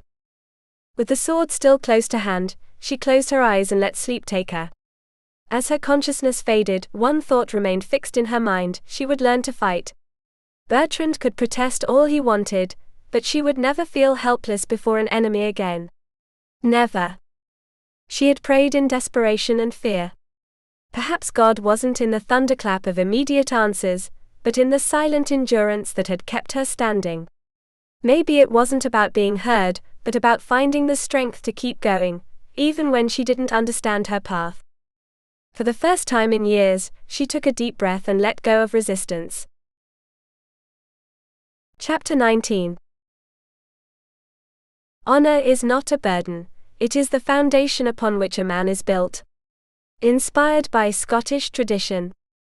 Beatrix flinched at the sound of that deep, rough voice behind her. Convinced Bertrand was still asleep, she had taken the chance to practice with the sword, rehearsing parries, thrusts and slashes, trying to mimic the movements she'd seen men perform in battle. Since the night she faced the pack of wolves, she had dedicated every moment alone to that practice, determined never to feel helpless again. But she hadn't expected Bertrand to wake so soon. She turned quickly to face him. "I'm trying to learn how to use the sword," she declared firmly. Bertrand frowned and without a word snatched the weapon from her hands. No lady should wish for such a thing. Beatrix, far from intimidated, reclaimed the sword with a swift motion. "There's something this lady wishes even less: to die." He reached out again, ready to take it from her, but Beatrix, quicker, sheathed it before he could. Bertrand sighed in exasperation, studying the stubborn fire in her gaze. "I'm here to protect you." Beatrix met his eyes and replied calmly, though her voice carried a weight that couldn't be ignored. "This isn't about trust in you. But you've been at death's door, and you're still recovering. For days my only defense was my own prayers, begging that no one would find us before you could stand again. Feeling that powerless was terrifying. I don't want to live through that again. And there may come a time when I have to face danger, without you at my side. I don't mean to become a warrior, I know I don't have the strength or skill of a man. But that doesn't mean I should stand idle and resign myself to helplessness." Bertrand looked at her more intently now, weighing the fire in her voice and the determination on her face. "When did you make this decision?" "When I went to the village and saw Verneuil's men," she confessed without hesitation. "They didn't chase me, but what if they had? What if one of them had recognized me and followed me back here?" "But they didn't." "Because God protected us. Just like the night the wolves came to the cave. You didn't see them, Bertrand, but I did. I spent hours awake, sword in hand, looking into their eyes, feeling their hunger. And the worst part wasn't the fear, it was knowing that even with a weapon, I wouldn't know how to use it properly." Bertrand clenched his jaw. "You didn't tell me they got that close." Beatrix only shrugged. "Why would I? There was nothing you could have done. If you'd come to the entrance with me, the wolves might have sensed you were wounded and tried to attack." He cursed under his breath and ran a hand through his hair. "Wolves have a good nose for the weak and the injured. They're their favorite prey." He fell silent for a moment, seeming to weigh his options, then finally nodded with a resigned huff. "Fine. As you wish. When we stop for the night, I'll start teaching you." Beatrix's joy was immediately shadowed by the unease his words stirred. Tonight? But we're camped here now. Why wait?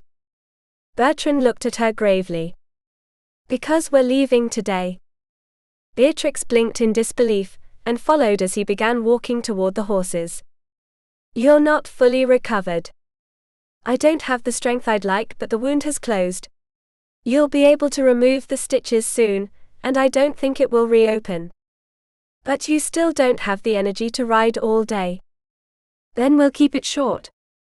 If you don't plan to go far, why not stay here a couple more days? Once you're stronger, you could gallop if needed. Bertrand stopped and looked at her tenderly, before wrapping his arms around her. I appreciate your concern, but we've waited long enough. Maybe I won't get far today, but tomorrow I'll go a bit farther and more the next day.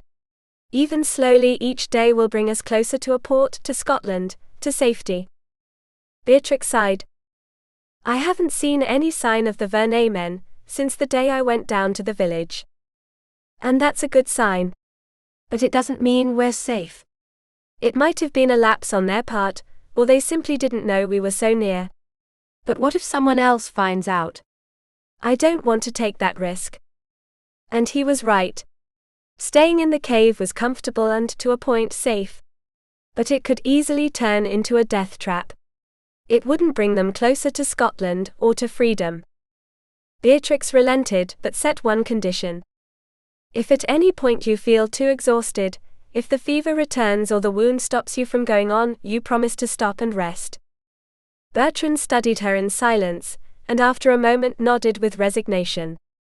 If you think it's necessary, we'll stop. They set out calmly, guiding the horses at a slow pace through the woods. They rode like ordinary travelers, without haste or urgency.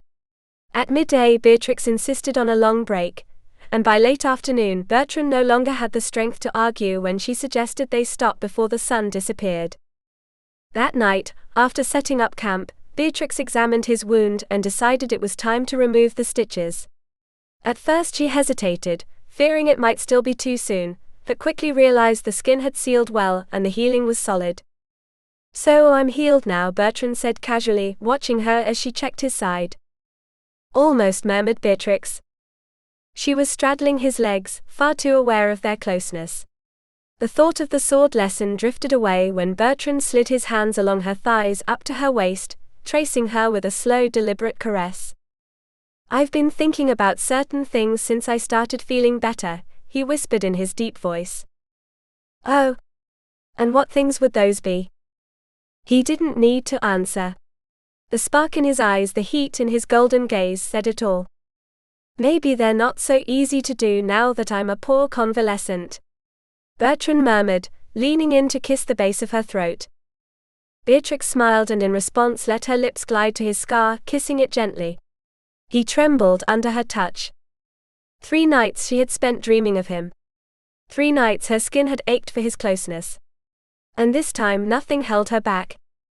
It had always been him who initiated the game of seduction, guiding her with patience and teaching her the secrets of love. But Beatrix was no longer a novice in such arts. She knew well how many ways existed to ignite desire and surrender to passion, and she saw no harm in giving back a little of the pleasure he had gifted her so many times. The more she thought about it, the bolder she became. And the bolder she became, the more her passion flared. She recalled the gestures, the caresses, the words Bertrand used to make her yield to delight, and suddenly she wanted him to feel the same. She had no doubt he desired her deeply, but now she wanted to see him lose control, to feel him consumed by the same longing that had so often made her burn. It would be her sweet revenge. The shiver that ran through Bertrand at the touch of her fingers was the first sign that her daring was having its effect. With exasperating slowness, Beatrix undid his garments, sliding them off with deliberate grace. The fever that had kept him bedridden for days had prevented him from taking her, but his body still remembered desire. When her lips began to explore his skin, Bertrand realized that holding back would be nearly impossible. He groaned, approving her boldness, and closed his eyes, allowing pleasure to overtake him. But when a cry escaped his lips and she stopped, alarmed, he knew he had to dispel her doubts. Gently, he tangled his fingers in her hair, and urged her to continue, whispering breathless reassurances of how much he was enjoying her touch. And Beatrix obeyed. The tremor that ran through him from head to toe was irrefutable proof that she had crossed into unknown territory. Aware that the vortex of pleasure was about to carry him away, Bertrand gently moved her aside, his breathing erratic, his chest heaving. Beatrix, surprised, looked at him with parted lips. She had believed he was enjoying her surrender, but what if she had gone too far? For a moment, she feared she had crossed a line Bertrand wasn't willing to follow. But then he urged her forward over his body, guiding her with firm hands until she straddled him. And when he told her, his voice ragged, to lift herself a little higher, Beatrix understood his intentions. For a moment shame threatened to paralyze her, but when Bertrand's lips touched her skin, every restraint melted away. The first kiss on her thigh was followed by another, and another, until her modesty vanished completely, and she surrendered without hesitation. Pleasure enveloped her with such intensity that she lost all sense of time and space. Only when the wave was about to carry her off, and her own voice called out his name between gasps, did Bertrand pull her to him, joining with her as one. Beatrix moved over him with feverish hunger, riding him with insatiable need until, on the brink of bliss, she collapsed into his arms.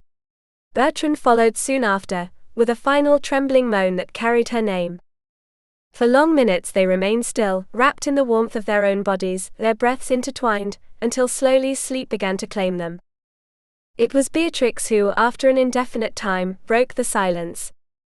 "Bertrand." Her voice was drowsy, wrapped in a sweet lethargy. With the tip of her finger she traced lazy circles over his chest. He pulled her closer, planting a distracted kiss on her forehead. "I get the feeling our penance is starting to pile up." Bertrand let out a low laugh. "Yes, a pair of poor wayward fools." "That's what we are." Beatrix grinned mischievously. "Well, I have nothing to worry about. Compared to the sin of shedding blood, this is nothing but a trifle." Bertrand's expression turned more serious as he opened one eye and looked at her with amused sarcasm. "You're incredibly ambiguous when you want to be, Beatrix." She laughed. "Thank you." It didn't surprise her that Bertrand had so easily caught on to her intention. It had been a subtle ploy to make him declare his innocence, hoping his words would bring her comfort. But as the days passed, the absence of a firm declaration from Bertrand troubled her less and less.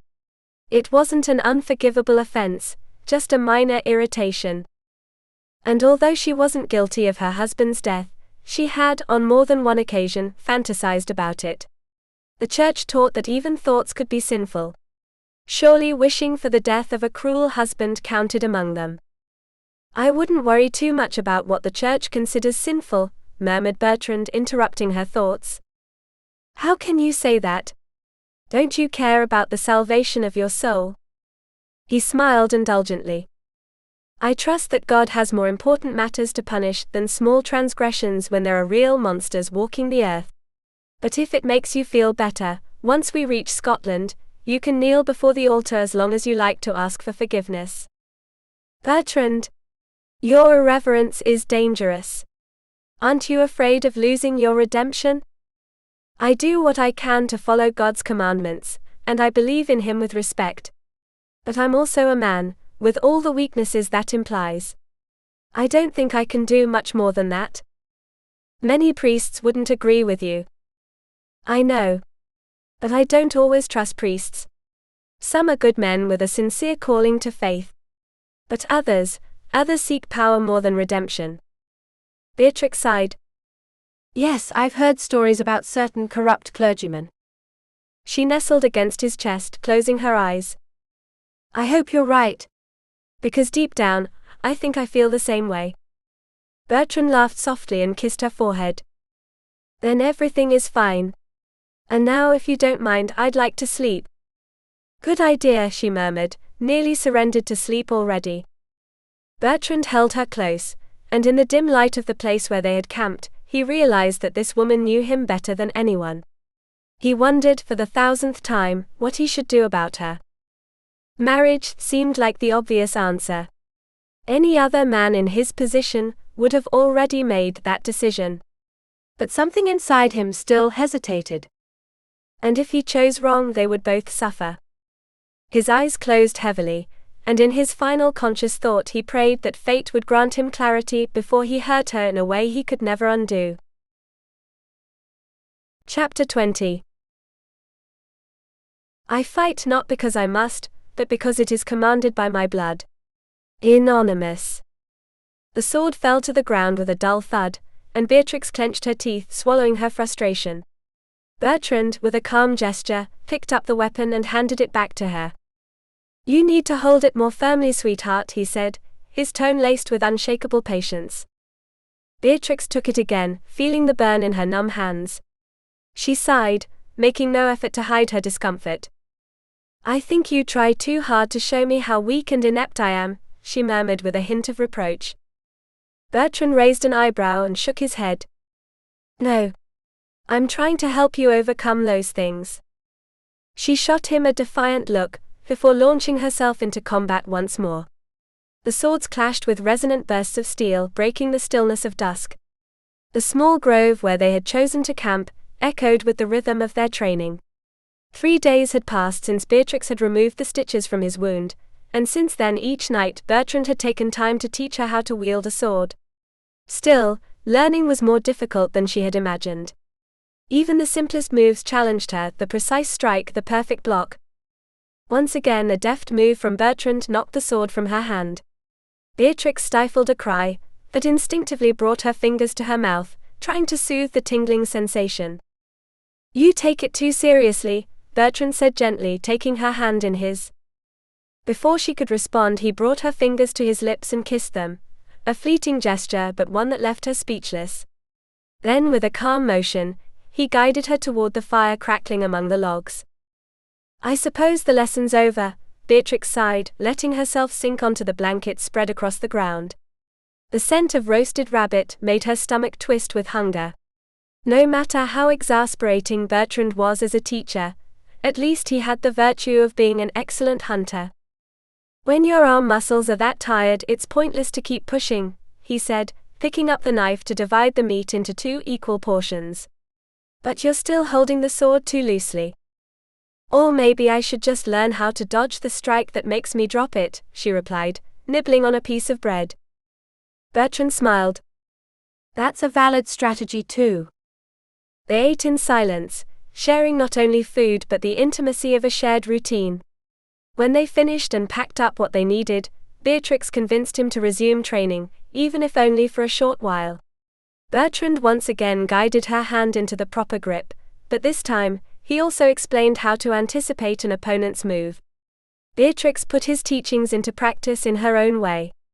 She managed to string together several skillful parries, and for the first time dared to go on the offensive. A swift, precise move, more instinct than calculation, and Bertrand's sword flew from his hands. Her cry of triumph echoed into the night, as she raised the sword with a victorious air, and pointed it directly at his chest. Bertrand didn't flinch. With unshakable calm he stepped forward, letting the tip of the sword touch his padded breastplate. And now what will you do?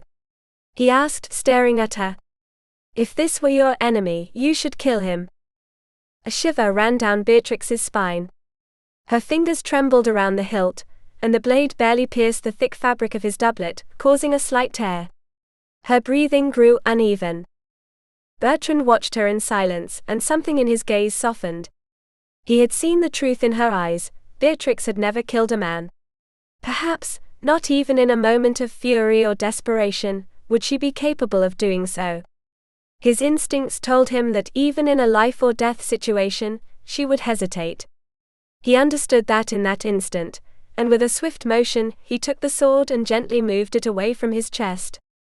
Beatrix lowered her gaze, troubled. Maybe this wasn't such a good idea, she murmured. For the first time, the reality of what it meant to wield a weapon struck her in full force. Learning to defend herself meant, ultimately, learning to take a life. You have the right to do it, Bertrand said firmly, guiding her back to the warmth of the fire. You're in danger, and the wisest thing you can do is learn how to protect yourself. She exhaled shakily. I don't know if I could kill someone, she confessed in a whisper. And in the end, that's what fighting means, doesn't it? Yes, sometimes, he admitted, leaning back against the blanket. But it's not always necessary to kill. Sometimes a well-placed cut or a precise thrust is enough to neutralize an enemy. What matters is that you learn to choose in the right moment. No one can predict how they'll react when standing between life and death. Beatrix didn't answer right away. As they shed their thicker layers and settled under the blankets, the weight of the conversation still lingered in the air. Bertrand pulled her against his chest, with the ease of someone who had made that gesture a habit. Beatrix closed her eyes, soaking in the warmth of his body. She allowed herself to sigh, relaxing as she felt the familiar touch of his lips on her forehead. She smiled. She knew that kiss. It wasn't a come-on, nor an invitation. It was simply his way of telling her to rest, that everything was all right. And so she did. Beatrix barely had time to catch her breath, before Bertrand rekindled her desire with the same uncontainable passion that bound them. The night breeze from the grove brushed her warm skin, as he rose to rid himself of the rest of his clothes. She shivered, though not from the cold. When the last garment fell to the side, Beatrix sat up, and with a boldness she wouldn't have believed herself capable of just hours before, began to return the same attentions he had showered upon her. Now that she knew his reactions, there was no more shyness or hesitation in her movements. Her offering was rewarded with a gasp of pleasure, a sound that brought a mischievous smile to her lips. Their playful exchange was suddenly interrupted when Bertrand, with a mix of urgency and tenderness, pulled her to him. Beatrix barely managed a breathless laugh before it melted into a sigh of pleasure, surrendering to the rhythm of their bodies. In time with one another, with slow and deliberate movements, they prolonged that exquisite moment of restrained desire. But passion could not be restrained for long. Bertrand held her firmly as he leaned her back, kissing the smooth skin of her chest with maddening slowness. And then the world dissolved in a wave of shared ecstasy. When they finally collapsed onto the blanket, Bertrand let out a satisfied sigh. "If we ever make it through this, my dear," he murmured with a crooked smile, "I doubt we'll live to tell the tale." Beatrix let out a lazy giggle, as she pulled the blanket over herself. "We're turning into savages, truly." He rolled onto his stomach, wrapping an arm around her to draw her close. "Yes, savages is the perfect word," he agreed, glancing around the shadows of their makeshift shelter. "Sometimes I think the king's whole army could fall upon us and we wouldn't even notice. Are you suggesting we should restrain ourselves for our own safety?" Bertrand chuckled under his breath. "It might be a wise decision," he admitted, kissing her softly on the cheek. "Get some rest, girl. Now that I'm regaining my strength, I feel the urge to make up for lost time." Beatrix glanced at him sideways.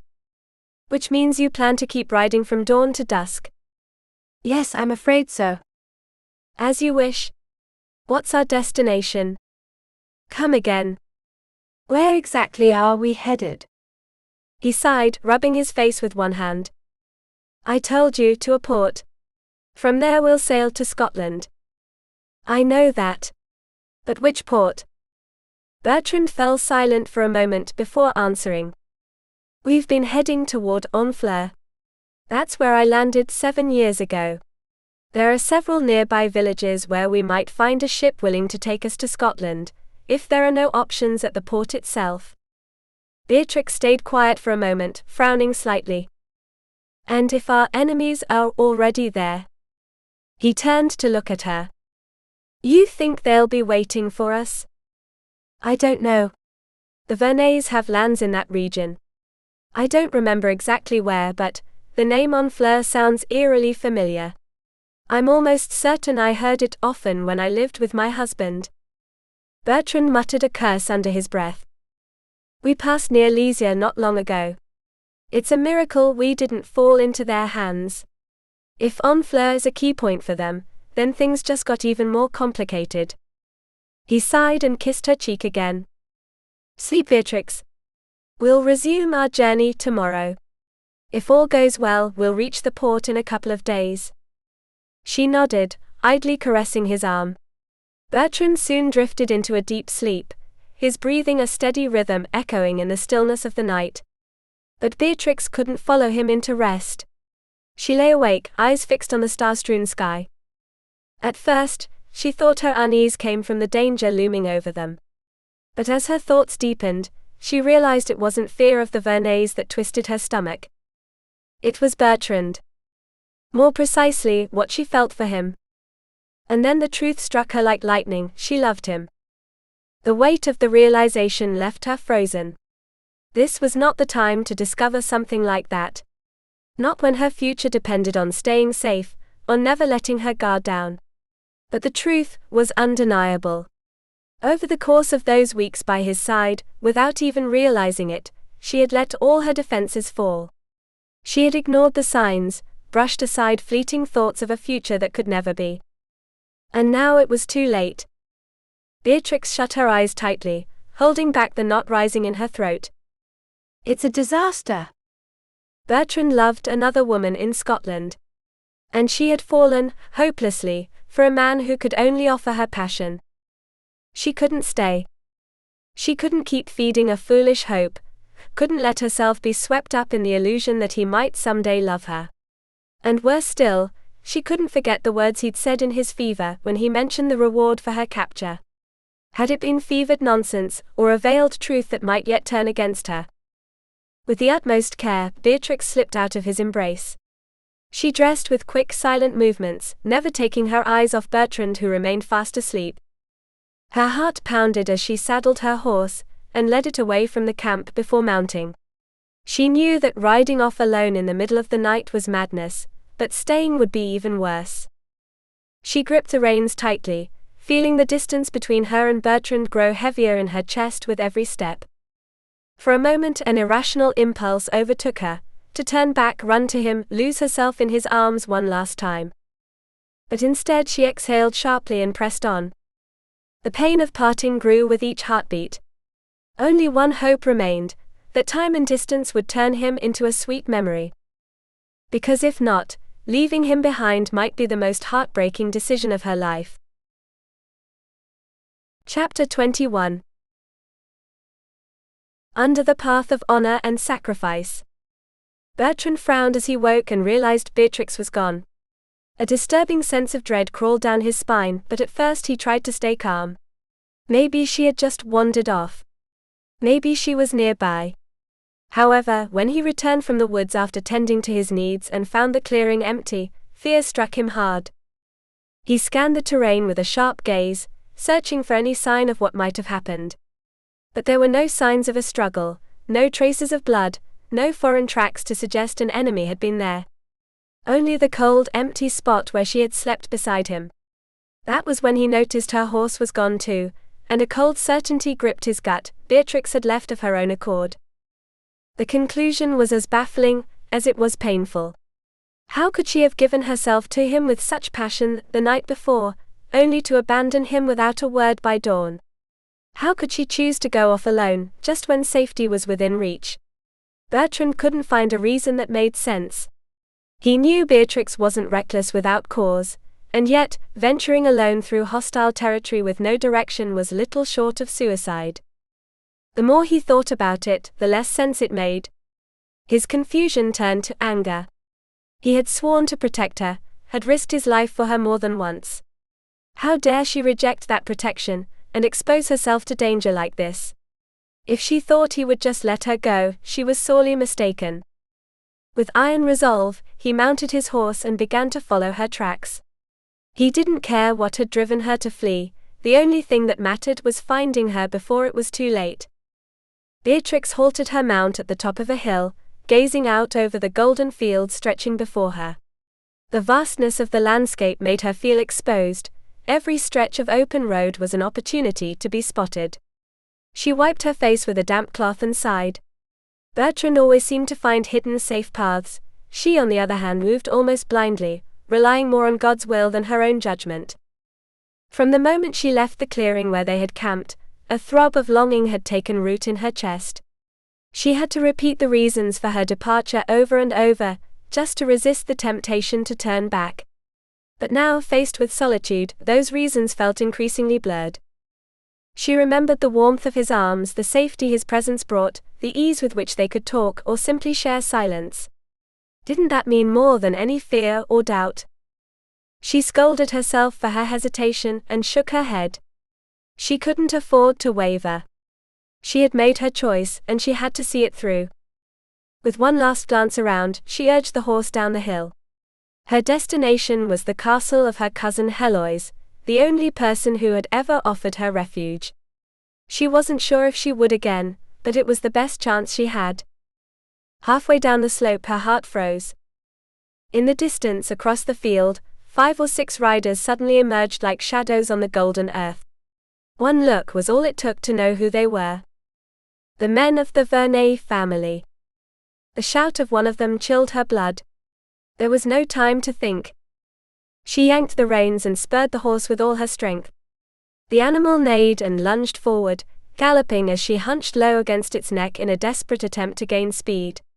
The hill she had just descended became her only hope. If she could make it back to the forest, maybe she could lose them among the trees. The voices of her pursuers grew louder. The urgency forced her to take greater risks. She barely avoided a low-hanging branch as she broke into the forest.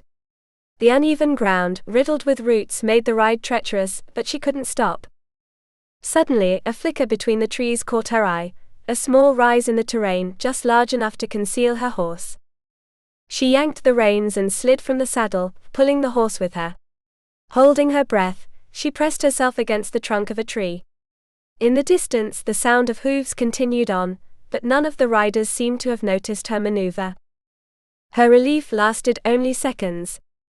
A crunch of dry leaves behind her made her skin crawl. She spun around and found herself face to face with a tall, lean man. A mocking smile spread across his face as he drew his sword. "You've been playing the page for so long, you're starting to believe you're a man, aren't you?" Beatrix didn't respond. Her hand was already on the hilt of her own sword. "Don't underestimate my steel," she warned, her voice low and steady. "Really?" The man pretended to shiver with fear, then lunged without warning. Beatrix blocked the strike with precision. She knew she couldn't match his strength, but she had speed and technique. Bertrand had taught her well. The man narrowed his eyes, surprised. "Who trained you?" he asked, a note of respect in his voice. "Someone who would have already beaten you." The duel continued with contained violence, but Beatrix was forced to give ground little by little. She was too focused on her opponent to notice the shadow looming behind her. The blow came without warning. A sharp pain exploded at the back of her neck, and her body staggered. Her sword slipped from her fingers as she collapsed to her knees. Someone grabbed her roughly and hauled her to her feet. "I was enjoying myself with her," the first man protested. "This isn't the time for games," growled the newcomer, a short, heavy-set brute. Beatrix pressed her lips together in fury as they tied her hands. There was no escape. When her captors shoved her upward and threw her across a horse, a dark thought crossed her mind. She had made a terrible mistake. And now she could only pray that Bertrand wouldn't try to save her. Because if he did, she was certain they would kill him.